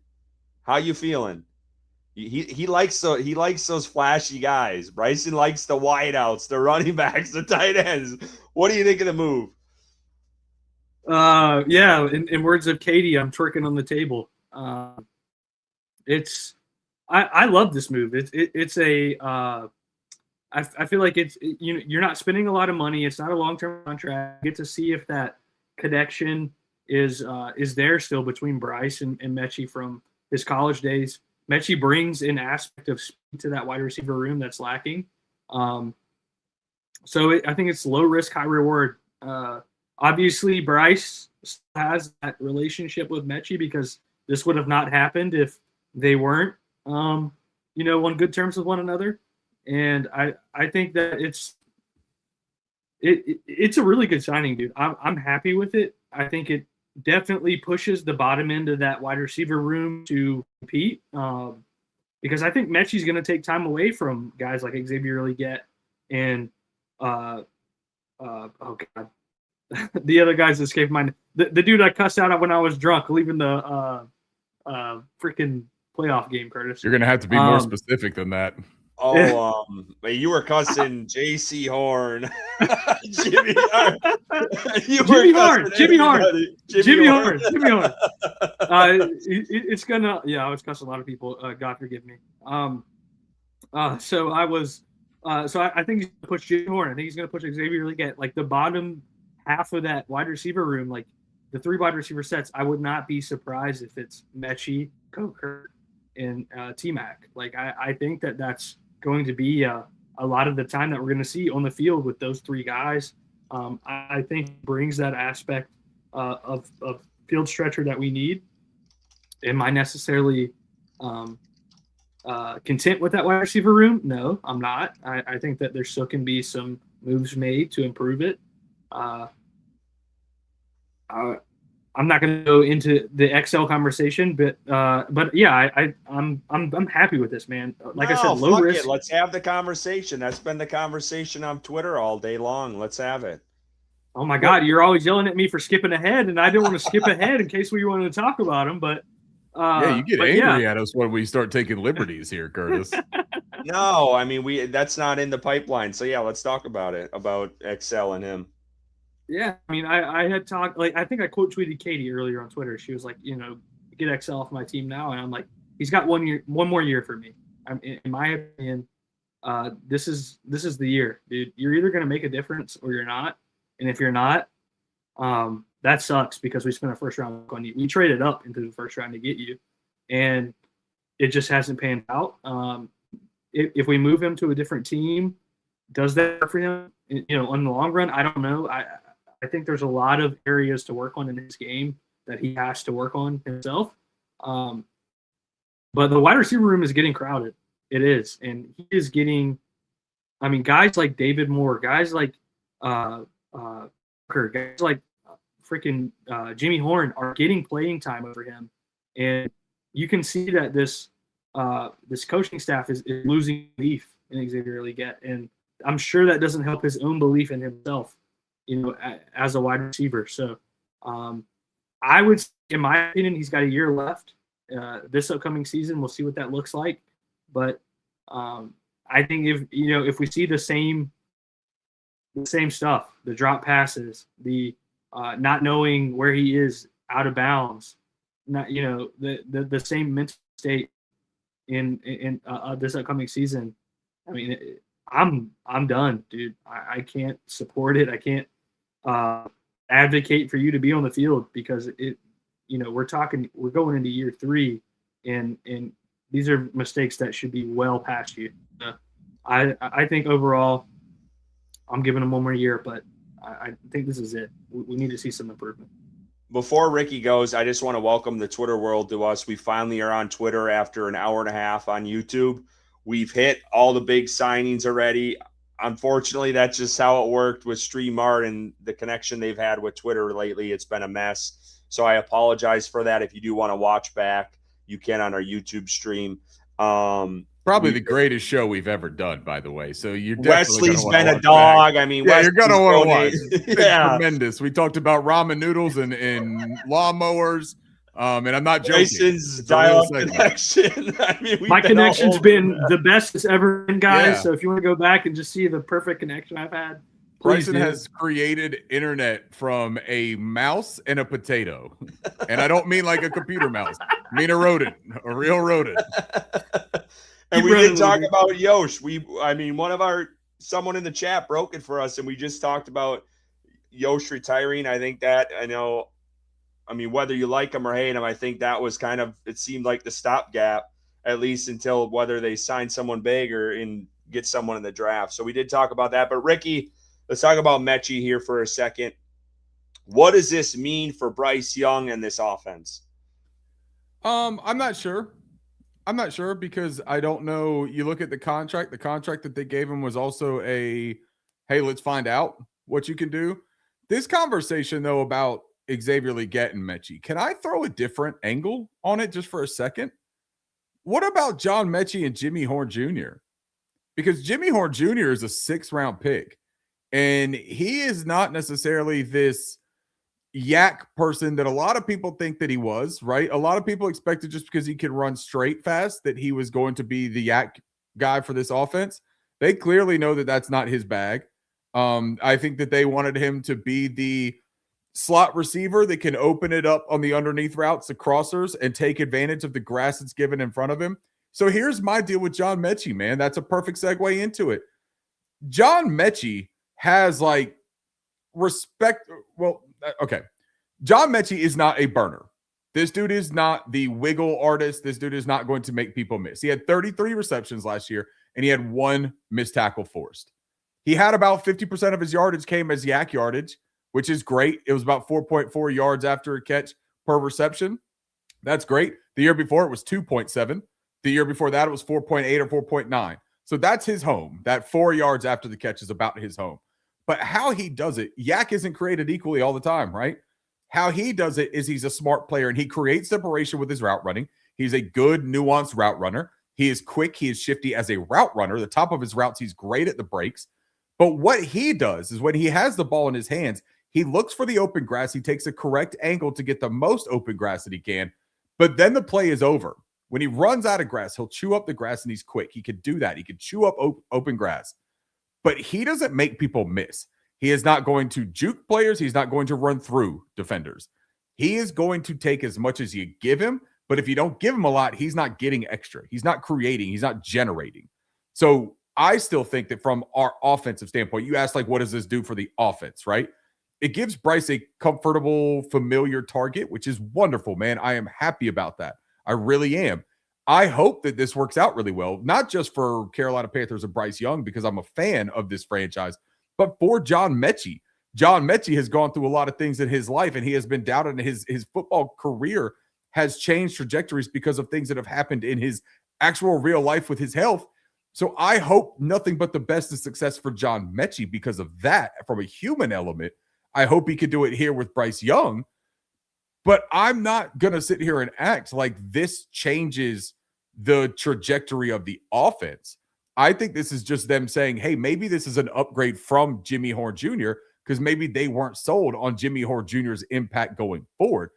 They don't have to be sold on Jimmy Horn Jr., by the way. Jimmy Horn Jr. was one of their last picks. He was a 6th-round pick. He was almost picked to the 200s, right? He was what, like 198, 199? Like, that's not a guy that you invested a ton into. They can cut pass with him. I think that for Xavier Legette, they still want something out of that. Now, do we as fans feel the same? TBD, to be determined. Let's see how they start this year off. Let's see how they use him.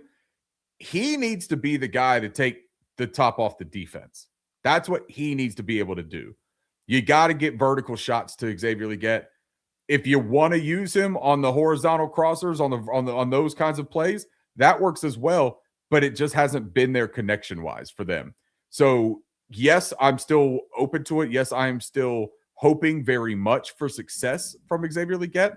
I'm not banking on him, Jimmy Horn Jr., or John Metchie until I see something from any of the three that tells me that I should give them that benefit of the doubt, personally. So I just dropped, this is from Aaron Wilson, the contract for John Metchie, so you guys can chew on that for a little bit. But you talked about it at the end, Ricky, and I think that's what gets me most excited is the connection. Because up to this point, it seems like there is a disconnect between Bryce Young and Xavier Legette. Cam Newton even had a conversation on his podcast with Xavier Legette about it and how they just need to link up in the offseason and just be connected. and work the craft the entire offseason to find it. And Cam Newton talked about his connection with Greg Olsen. They just knew where each other were going to break on routes, and they were lockstep together. And I think there's just been a disconnect these past couple seasons with Leggett and Bryce Young. So I just wanted to start off with that. But that's the biggest thing for me. I think Bryce Young had a connection with Metchie in college. They were great together. Him and J-Mo down there at Alabama when all three of them were there. I'm sure we'd have liked to seen J-Mo here too. But that's what I'm excited about. It is a lower level signing. Like Ricky said, it is TBD. We don't know what comes of this, but it gets me excited knowing the connection these guys had in college, and can they rekindle that a little bit? Because if they can, like Ricky said, I don't know. I'm a Jimmy Horn fan. I do think he offers something there with his speed. So we'll see. And maybe this is what pushes him to get better. So we'll see kind of where this thing lands. But I'm excited for it just based off of Bryce Young's connection, and bringing guys in that Bryce Young has comfortability with, I think is always is huge. I like this point too that Sir Icy says here could just be a camp body. Hey, let's be equal about this, right? If we're going to say that Stone Forsythe, and shout out to, let me find this comment real quick, Salesman. If we're going to say that Stone Forsythe is just a camp body based on his contract because of the amount that we are giving him, that's the same thing they're doing with John Metchie. It's the same thing that they did with Hunter Renfrow, right? So, like, we can't sit here and just it's a flyer, though. Metchie's got upside. Stone does not have upside. All Stone has is upside. He's up here. He's all the way up. He's 6'8". He's gigantic. He's looking down on everybody. But all right, back to Salesman though, because he always moves like a fucking stone. Has there ever been a good football player named Stone? I'll save you the Google. No, names matter. Now hold on, Salesman. Let me throw something at you. Are we talking about last names? Because what about Geno Stone? Right? Pretty good football player. Yeah, maybe. Maybe. Maybe not. I don't know. Maybe first name though, probably not. Let's go. I don't know who that is. We got is it bad? I don't know. Is that aging you a little bit? I've never heard of Geno Stone. Yeah, Geno Stone played for the Bengals. Yeah. He was okay. He had I'll take your word for it. Yeah, he was okay. I'm pretty sure he had a couple pick sixes. He had 10 or 15 interceptions in his career. He's a pretty decent football player. Year? I can't remember. He came from Iowa. Carter probably knows him. I'm pretty sure he played at Iowa. 2020? Oh, all right. Yeah, Geno. All right, let's go to the super chat. I'm Jedi75, $4.99. Had to super chat. What is it? Had to South Carolina because Ricky was super chat. Had to super chat. I had to South Carolina. I was like, dude, I'm in news mode. When we abbreviate shit, that's what that means. And Jedi, this is Rob. Rob from Twitter. We've had him in here a handful of times. He's the guy that won the fantasy football league that he ran. Collusion, maybe a little bit, but nah, Rob's one of the dudes, man. Ricky was cooking with that, so a beautiful soliloquy. So I can't say that, dude. I tried. That word that he's going for is called soliloquy. The beers are flowing. I ain't saying that word. That is too tough. Curtis is drinking these high ABV beers called Michelob Ultras. So he's a little bit. You have to excuse him. To the wind. Yeah, you got to give him a second here. He moved off the O'Douls onto the Ultra tonight. One I haven't heard in a while. O'Douls. I know it, right? Great, and so look, just to catch everybody up, because here's Lil Rocket. It says Yash retired. We did just cover it because of the breaking news. We broke it, man. Yeah, we started talking about it immediately. One of our chat, Neve, was in here and called it real quickly. But just for everyone that is in here now, right, because we had the technical difficulties. We talked first about the Stone signing and how that plays into this. Stone was talked about as a depth guy, right? And everyone was saying, well, maybe it's competition. Maybe they're going to bring Yash in and he's competition for Yash. He's a camp body competition. Well, all of a sudden now one of our depth pieces is no longer available. And so I posed the question, fellas, who is next up if your first depth is no longer available? Is it the depth piece? I believe it is. And so here is the conversation that everyone was having about how it's ridiculous to be worried when now all of a sudden, whatever contingency plan he might have been, it's off the table. You got to go somewhere else. You have to pivot. But when you pivot, you're going somewhere without familiarity. Whoever you bring in has not played with Canales or Bryce Young or any of these guys, right? In this Brady system. Christensen. The only other person that has familiarity with Canales is Stone Forsythe. That wasn't a mistake. It wasn't by chance that they got this guy. I wanted it to be by mistake. I thought it was a clerical issue. I thought that somebody said, hey, do you want to get stoned? And somebody was like, fuck yeah, I want to get stoned. Let's get stoned. And then they were like, all right, send it in. We're going to get stoned. And then someone was like, what? What'd you fucking say? No. They actually got the guy named Stone. Not Stone. They didn't have fun. It wasn't Johnny Hopkins firing it up every single day behind the library. This was the tackle named Stone that they signed that no one should be worried about. Confused. That's not dazed and confused. It was fucking step, bro. No, I'm giving a reference to. Never mind. All right, I tried. Say soliloquy. It was a movie about weed. That was the connection there. Say soliloquy. Stay in your lane, Curtis. That's not your game. That's not your game. God damn it, Ricky. All right. Let's move on here so we got Metchie. Let's talk about some of these guys they re-signed here for a second. So they got a Caleb Evans back, Thomas Incoom, David Moore, LeBrian Ray, Robert Rochelle, and then Isaiah Simmons. Real quickly on this, thoughts on these guys. I know these more of special teams. We've been huge about depth pieces. Man, I'm really pissed that this Twitter shit wasn't working earlier because we got folks coming in. You're like, well, we're not talking. We've hit a lot of this stuff, so I apologize. If you want to see it back, go to our YouTube. But Bryson, on these guys, anyone comes to mind that you guys like? Yeah, I mean, starting with Thomas Incoom, I think he was a high-level special teams player for this last year. So bringing him back, I think, was pretty important. David Moore, a veteran wide receiver, obviously, in that room. Seems like a good locker room guy as well. That familiarity with Dave Canales and that coaching staff. Also can fill in at that kick return, punt return if needed. Doesn't really bring you that that high-end threat level that you would per se want at that spot, but he at least brings consistency and you know what you're getting. You know, he's not a guy that's going to go out there and muff punts or muff kicks and make boneheaded mistakes. So David Moore was a good re-signing. We talked about it a couple of weeks ago. LeBrian Ray, you tweeted it, Curtis. This team loves this man. Like LeBrian Ray is he's got nuclear codes. Yeah, he's got something. He's got something on someone, and they're bringing him back. Not to say he's a terrible player, but it's like he's been a consistent presence in this team, but for what feels like 5 or 6 years, and he's made it through multiple coaching staffs. So I don't know if that says more about him or about us not realizing it, but yeah, you bringing him back, cool. But really, the most exciting one the most excited I was about any of these players to be brought back was Isaiah Simmons, because Same. You know he had that block punt in the playoffs that we saw, but I felt like his presence on that special teams unit, he really brought some juice, and him and Thomas Incoom, I think, were two of the more level players on that special teams unit and like kick return, punt block coverages.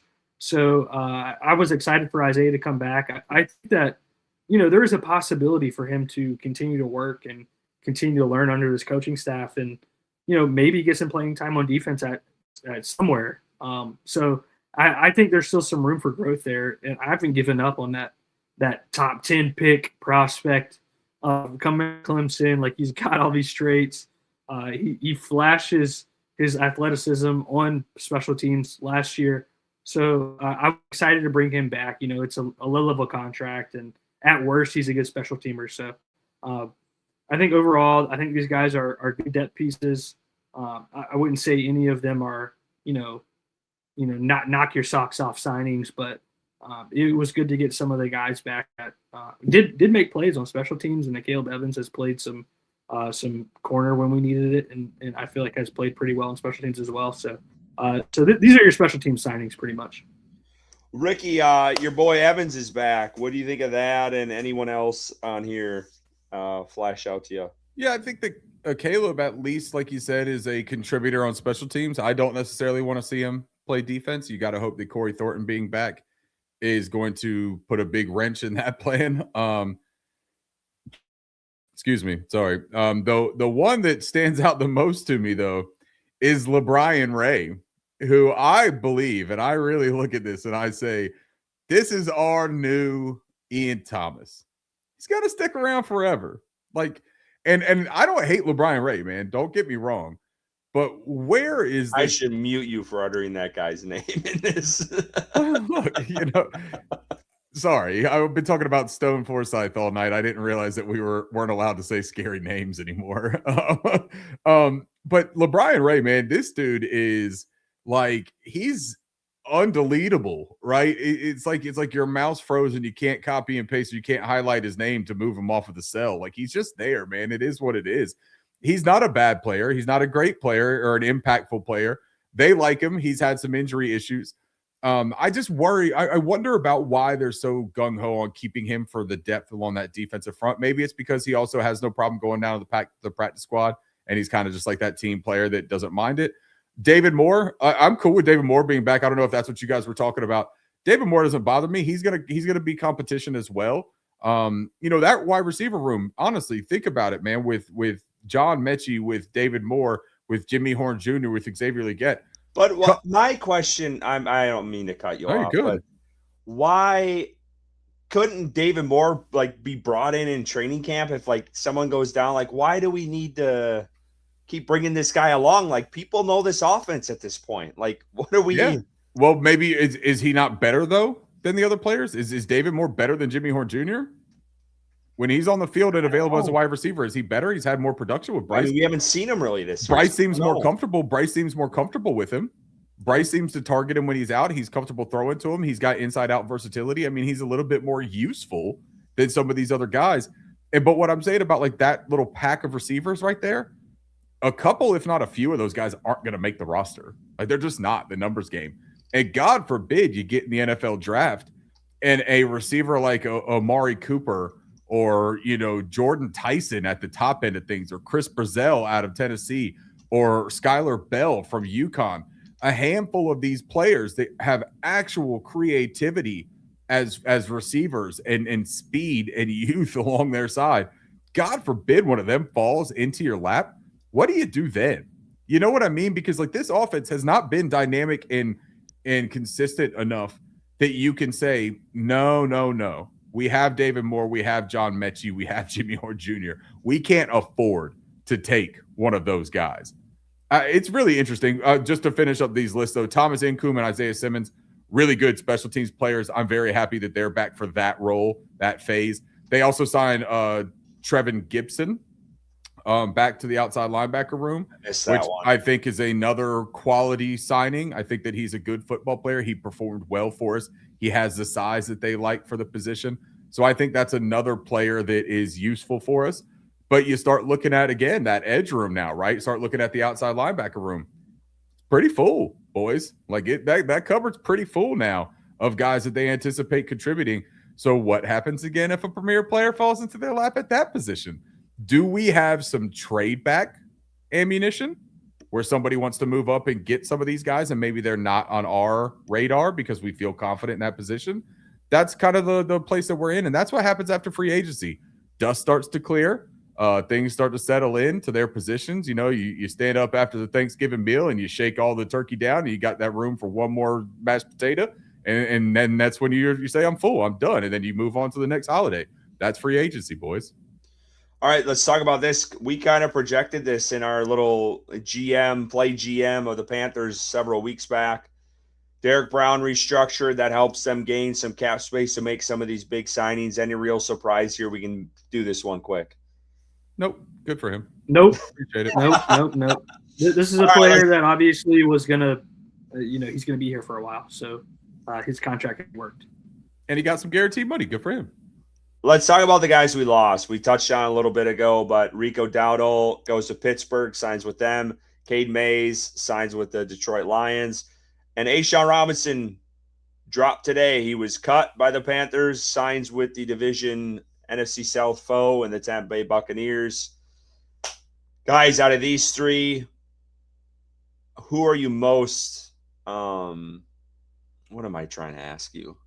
Yeah, what are you asking? Who are you most sad to see leave? Like what guy, I guess, had the biggest impact for this team, basically? I'll jump in here. I think when considering where he went, the one I'm most upset with is A'Shawn Robinson, because I do not want to see him twice a year, because I still think he's a high-level player and, of course, has that familiarity with this defense, has that familiarity with Bryce Young. I do not want to play him twice a year. So that was frustrating to me. Of course, losing Cade Mays, I think Curtis and I kind of agreed on making that a priority for him to stay. I think Curtis was a little more comfortable than I was paying him that top-level dollar, but I think at his contract he got with the Lions, I probably would have been okay with that for him to stay. I don't know how Curtis feels, so I'm excited to hear what he has to say. But for the contract that he got, I think that was pretty manageable for the Carolina Panthers to match at least and try to see if he would be willing to stay. For me, overall, I would say A'Shawn, just because of where he went, and now I know that my team has to face him twice a year, and that he's still a very good player, and he's a force to be reckoned with on the defensive line. So the Bucs got a good player in him, and he got a pay raise. So congrats to him, on a 1-year contract. But yeah, I would say those two are what I was most sad about. I'm gonna go Ricky, if you don't mind, and then no, go for it. Yep. On this, I obviously liked Rico a lot. He had a dip at the end of the year. Robinson, I thought he was one of the top 5 best defensive players last year. I hate that we had to lose him because of the contracts they gave out to Sean Wharton. An awful contract, if we're being honest. And that's probably why we lost him. So that kind of sucks. But there is some promise to see what Cam Jackson can do, and more of them deploying Bobby Brown and actually using him like I felt like they lacked last year. So I'm kind of excited to see that. I really appreciated Robinson. I thought, when Carolina had some real shit going down, when Derek Brown was out for the year, like he stepped up to the plate to do whatever he could possible in that season. We didn't have DB. Like, he did the best he could. He really did, and he had an outstanding year last year too. So hate that he went to the Bucs. Cade Mays is for me. I mean, I've been sticking my neck out for this guy since the season ended. I still think he's a pretty good center in this league, and I think he's going to do wonders in Detroit. I would have paid him the $8 million. We had the conversation. I think that's what we paid him in our free agency thing. I think we were at 10, and then Ricky's like, well, let's try to get him at 8, and we got him at 8. So I would have done the deal.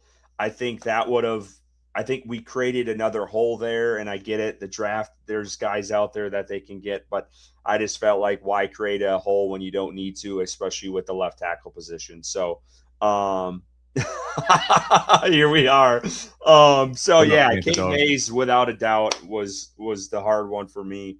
And I do think he's gonna do great things in Detroit, which sucks ass, because I would have liked to seen him just stick around here.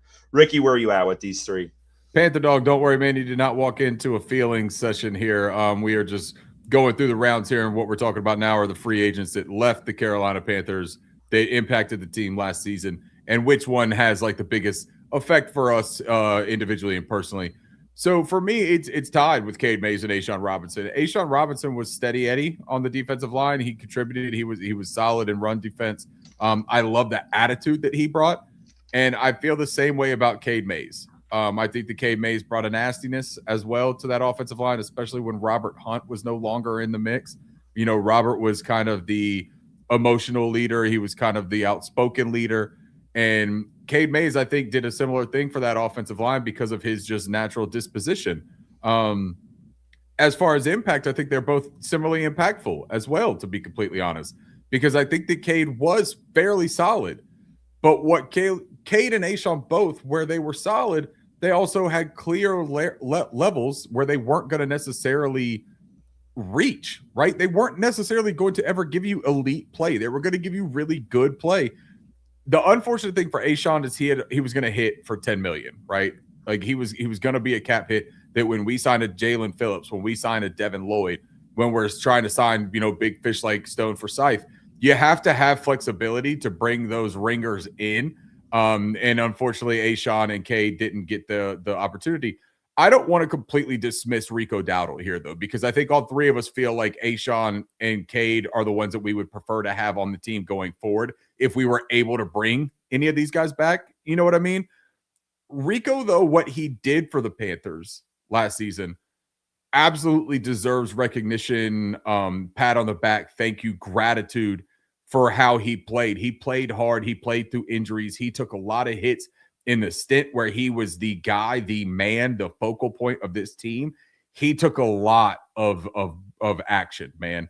And I appreciate that. And I think that it helped the trajectory of the team get to where they were going to be. But as far as future prospects and him not being here, I think that you can find replacement production out of who you have on the roster right now. And if you drafted or signed anybody else as well, I wish him the best. He's going to be in a situation in Pittsburgh that's going to be really interesting to monitor. Kenny Gainwell's gone from there. They got the rookie that they drafted last year, or he's going to be a second-year player, Caleb Johnson out of Iowa. A lot of people are real high on. But Rico's going to get his shot there too, man, and we'll see how he does. But for me, look, dude, Bryson, we still got Jonathan Brooks, man. Like, I'm not done with Jonathan Brooks. I still think that Jonathan Brooks is going to come in and be the impact player that we all anticipated him being. Just going to be a couple years late. So I'm really excited about the run game. And Cade Mays, I think, will be the one we feel the most first. Pause on that if I need to. I think that the transition from Luke Fortner to Cade Mays will be one that we have a little bit of a initial feeling of that loss. I do want to get to this super chat that we missed earlier from Carter. 199, Justin, is it School? Yep. School? Mm-hmm. Played left tackle with Dave for Tampa in 2023. So first, Carter, appreciate the super chat. Y'all, cheers, Carter. You guys have been awesome with the super chats. I appreciate every one of you. Carter brings this up because I had mentioned something about there were no other. Who else are you going to bring in, right, with familiarity? Yosh retired. Icky is going to be, nursing, rehabbing, doing all the things he's trying to do to get back on the field. And so I was saying, who do you have with familiarity that come in and play? The things are dwindling, and Stone Forsythe is the only one that has familiarity with Canales, so they had to trust. And Carter is correct in saying, hey, they could go out and sign this guy too. My pushback on that would be they knew that he was out there too, right? Why didn't they just sign him instead of signing Stone as well on day two? I just think, man, that they have something. I don't know, man. I got a bad feeling about it. I personally have a bad feeling about it. The selling of, hey, this guy's just a camp body. Maybe he's a day two negotiating period that's, he's for field goal unit. I saw someone float that out there. He's just for the field goal. Yeah. We were pressed on finding the guy who was going to play next to our left tackle on field goal unit. Like, he's the flagger running the parking lot for training camp. Right. He's going to be able to reach up when we're doing laundry after game day. He's going to be able to reach up and grab the pod from the top shelf. Like, nah, dude, like they think that this dude can impact and they have a decision to make on how much do they trust him and how much do they want to do an actual football move. Way here to this last segment. I know we're past that initial wave. I know there's still several guys out there that I'm sure many of you in the chat many of us like. But out of the pool that's left, who would you like to see Carolina go after? Obviously, tackle has been talked about a lot this show with the Yosh retirement. But guys that are out there right now, who would you like to bring in? Bryson, you want to start? Yeah, I'll just throw out a couple of names. I mean, I agree with a lot of people in the chat. Taylor Decker obviously brings competition to that position. I'd like to see them get a safety, bring in some safety competition. I was looking at some names that were still available. I don't know, is Jimmy Ward still available? I don't know if he's signed anywhere. I thought so. I know Jaquan. Oh, you got JP in here. saying Jaquan Brisker Brisker is signed. still out there. Yeah, Oh, Brisker signed? He signed. I'm not mistaken. I believe it was a team up north. So I'll pull up the list so we're not okay. here guessing. Yeah, let's pull up a list Yeah, so that we're actually on point here. He signed a 1-year contract with someone. Okay. Oh, the Patriots. It was the Patriots. Now, He signed bear the with me. Patriots. This is NFL.com. I don't know if they've updated this, but I mean, they have Kyler Murray at the top, so I can just kind of go full screen here, and I'll just start scrolling. We got our boy Juwan Jennings that has been tied to Carolina somehow. Wyatt Teller. Yeah. Don't we have like a free agent tracker type deal somewhere? Well, these are the top available. Yeah, I thought that we had like a tracker that was intuitive or like was actually changing. Hold on. Let me see if I can find this. But this is the list. It's the most up to date that I've found. But you're talking like tailored to Carolina? Hold on, I'm looking for something. Y'all bear with us. I thought that we had. But yeah, that's kind of the top list that I just went through that are available still. So that says Brisker is still available, right? Yes, Brisker right here. Oh, maybe I'm wrong, guys. Maybe I'm wrong on that. Yeah, I don't see any signings of Brisker signing, so maybe he is still available. Okay, so if Brisker's available, that's obviously a interesting name right there for the Panthers. But I do think that Brisker brings a pretty heavy price tag with him that I'm not sure Carolina at this point is looking to spend on that safety position, when I do think that this draft offers some pretty intriguing possibilities there as well. I could see them being more inclined to re-sign Nick Scott and draft so that they're like saving a little bit of money. I don't think that Nick Scott was awful last year either. I know that we'll get railed for that take, but I think that Nick Scott was better than what a lot of people assume he was. Talon says something interesting here. He says, I think Decker is washed. Go Rasheed Walker at tackle. That's what I was going to ask you guys about, because Walker on this list Mm-hmm. is second right now. Yep. Well, and Walker had a decent showing with Green Bay, right? And he's younger. How old is Walker? Isn't he like 27 or something like that? 26, yeah. So he's younger. So that values into what their best available is as well, based on like how much money you could give them, how long can you have them for your team? Are they somebody that you can develop at a position of need? Oh, here you go. Kevin Byard signed with the Patriots. So there's the safety signed with the Patriots. Okay. That might be what you were thinking. And then I know Nick Cross signed earlier today too. Nick Cross was a guy that I would have really enjoyed having on the team as well. So yeah, for me, Taylor Decker, dude, the thing about him is he's been a starter at left tackle on a good offensive line unit, well-coached unit, a team that has been a balanced offensive attack. I would just trust that as a starter for left tackle. I think you sign him to a 1-year deal, right? I don't think anything that you do with the left tackle spot you're making. Rasheed Walker, I'm not sure signs a 1-year deal. I think Rasheed Walker can get more money and more years elsewhere. I agree. Taylor Decker, I think you could sign for 1 year, $12 million or something like that, What right? about the guy who's got 1 million false starts in Jawan Taylor?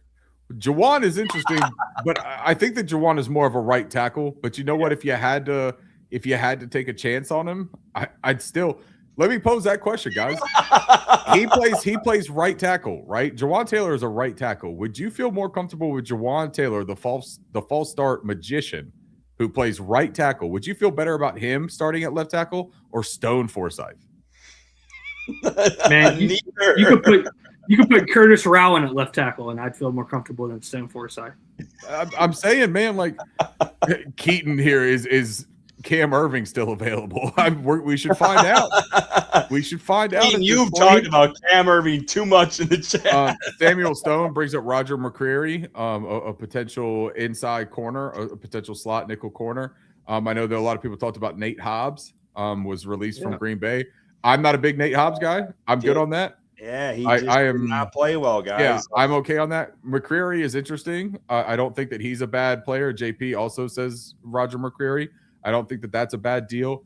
I don't think that as far as the offense, I look at tight end and offensive line. Yep. I still think that tight end is a position that they could bring somebody else in. But then when you do that, you look at it and you say they've re-signed James Mitchell. So what are you doing with the rest of that tight end room? Is Tommy Tremble a cut candidate because of his contract? Oh. And if he is a cut candidate, what do you do with the blocking?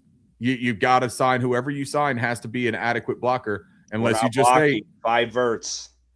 I mean, honestly, unless you're just saying, hey, we're going to give the keys to the kingdom essentially to Mitch Evans. Maybe that's the overall strategy, is that they trust in him and they like him and they think that it's good enough. But I'm not sure, man.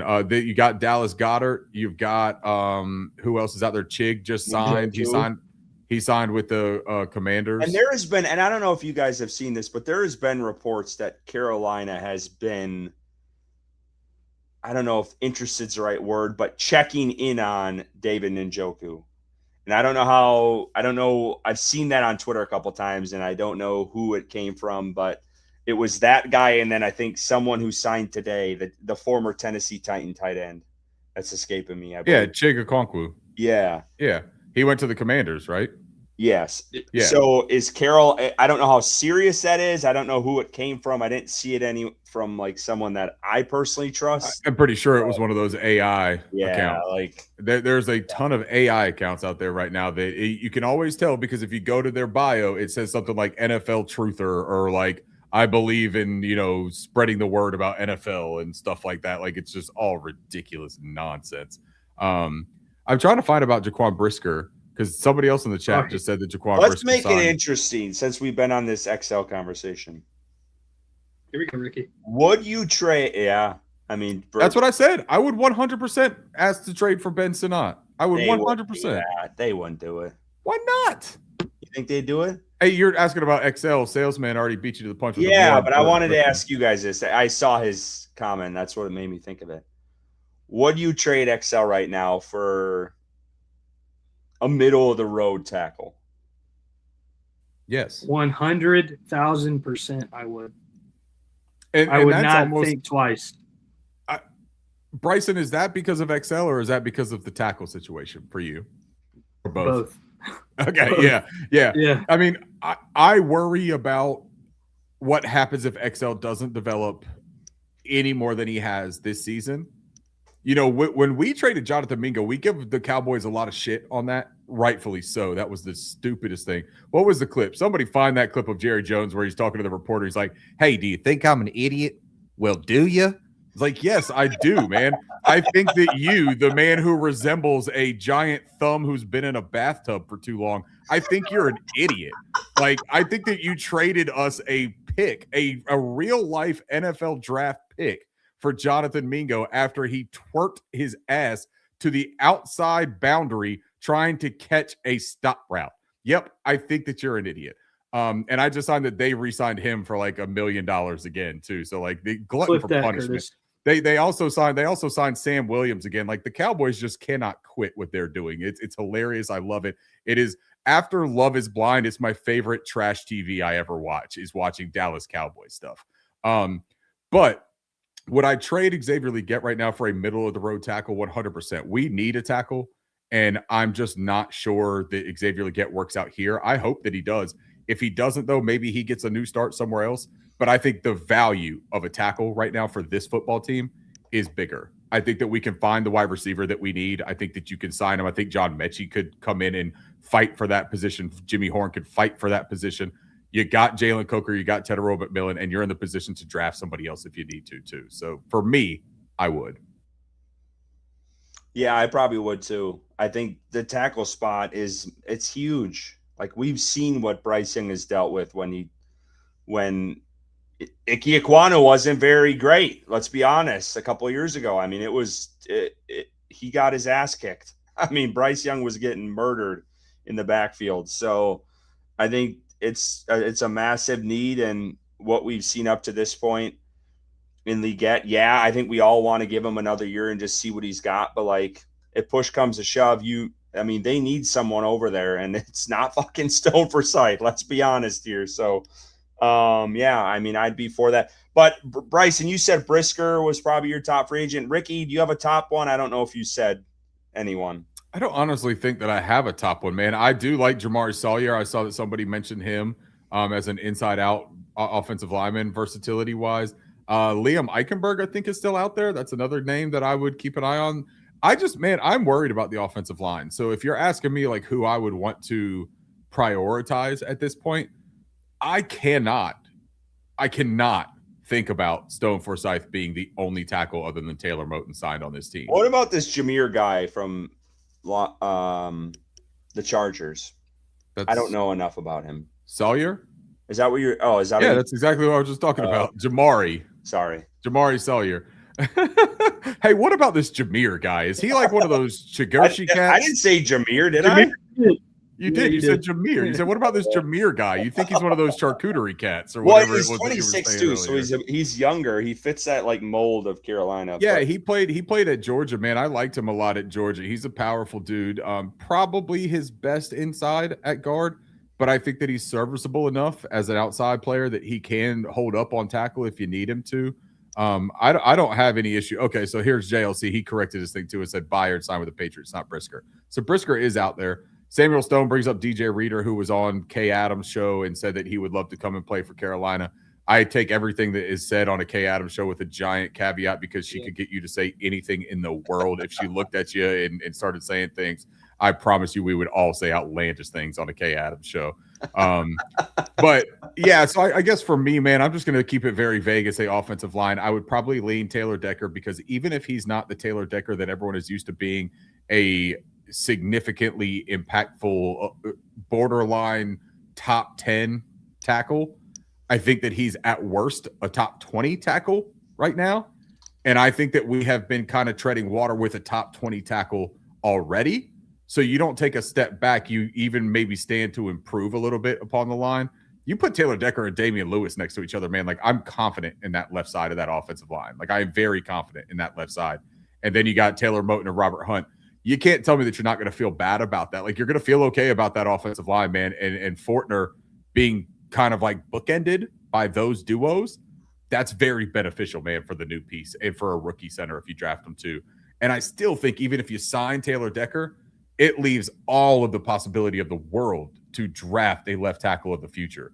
But if you draft a guy like Caleb Lomu that you're really high on his movement ability and his skills, but you're not sure he's ready for the NFL in day one, that he is a perfect guy to go and sit behind Taylor Decker and learn the game and get and build some strength in the strength and conditioning program of an NFL team.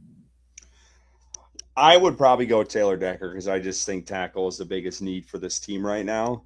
One guy who I have not seen anyone talk about, and I'm shocked because there's a connection there with the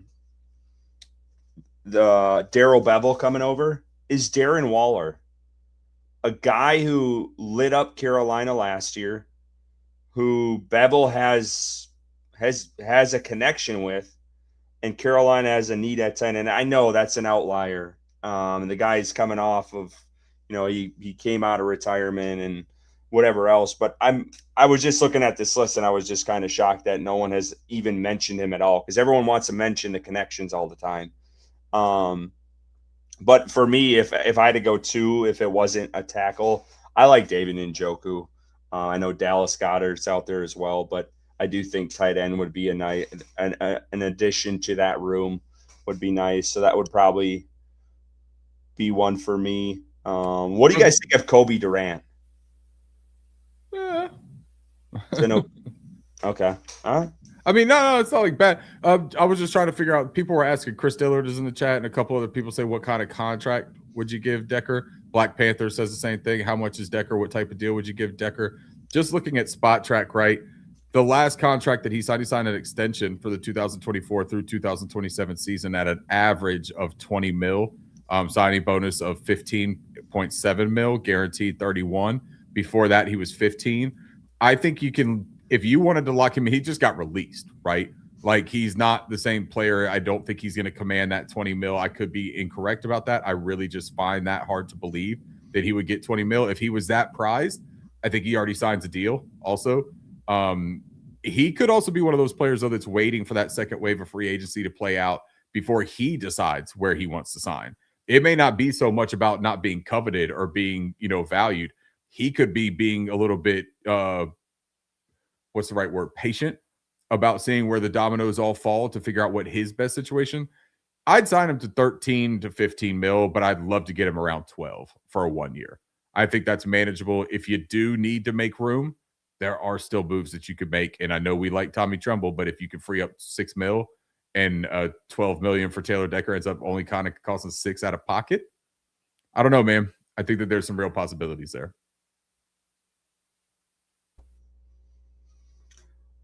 I think we should at least touch on it. And then we'll wrap this thing up. This has nothing to do with Carolina, but I just want to get your guys' thoughts on the whole shit show has been of the Baltimore Ravens and the Raiders and Max Crosby. What are your guys' thoughts on that real quick? And then we'll end this thing. But I'm just curious what you guys thought of this situation because it was so bizarre.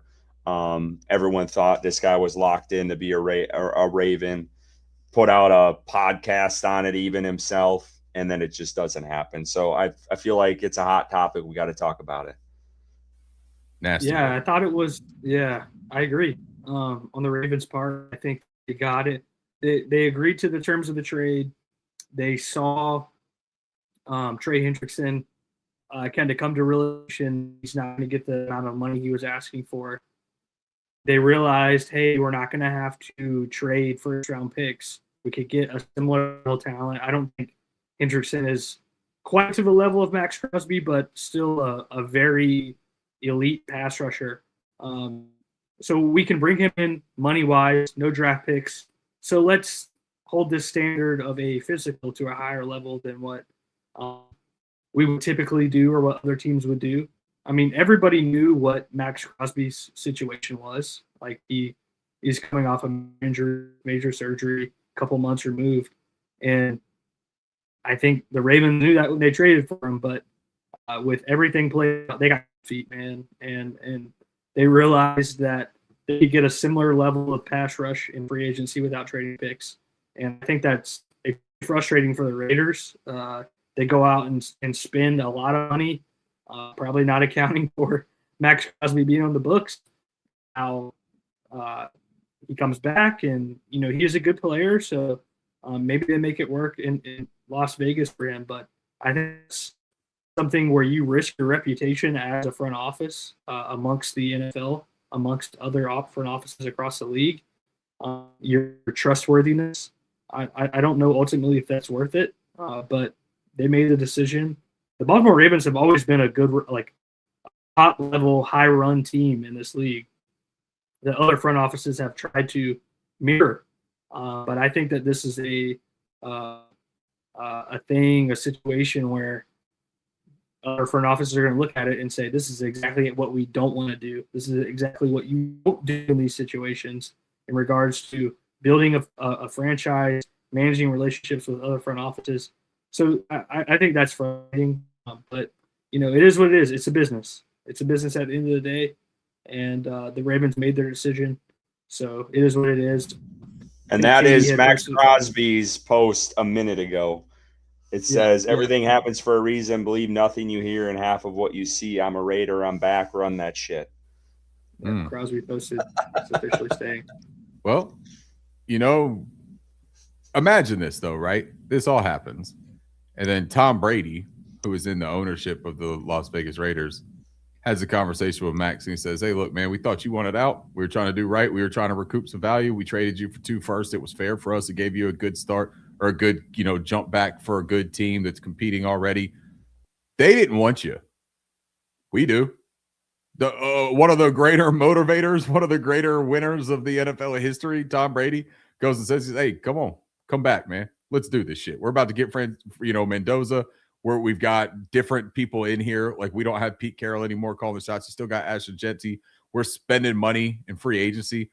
Let's run this shit back, man, and prove everybody that you're healthy and prove that you're a good team. Max Crosby thrives on, motivation and trying to prove doubters wrong and overcoming adversity. This is a situation that could play for him, to be completely honest. Las Vegas still has a lot of work to do, but they've always had a lot of work to do, man. The Raiders haven't been like a stable situation since Rich Gannon, right? Like, this is just the way that franchise works, but they can pop out of nowhere and they can beat you. So I think that Max Crosby is going to stay, or well, he just said he's going to stay, so it's not me thinking that. Says he's going to stay. I believe that the value is not there.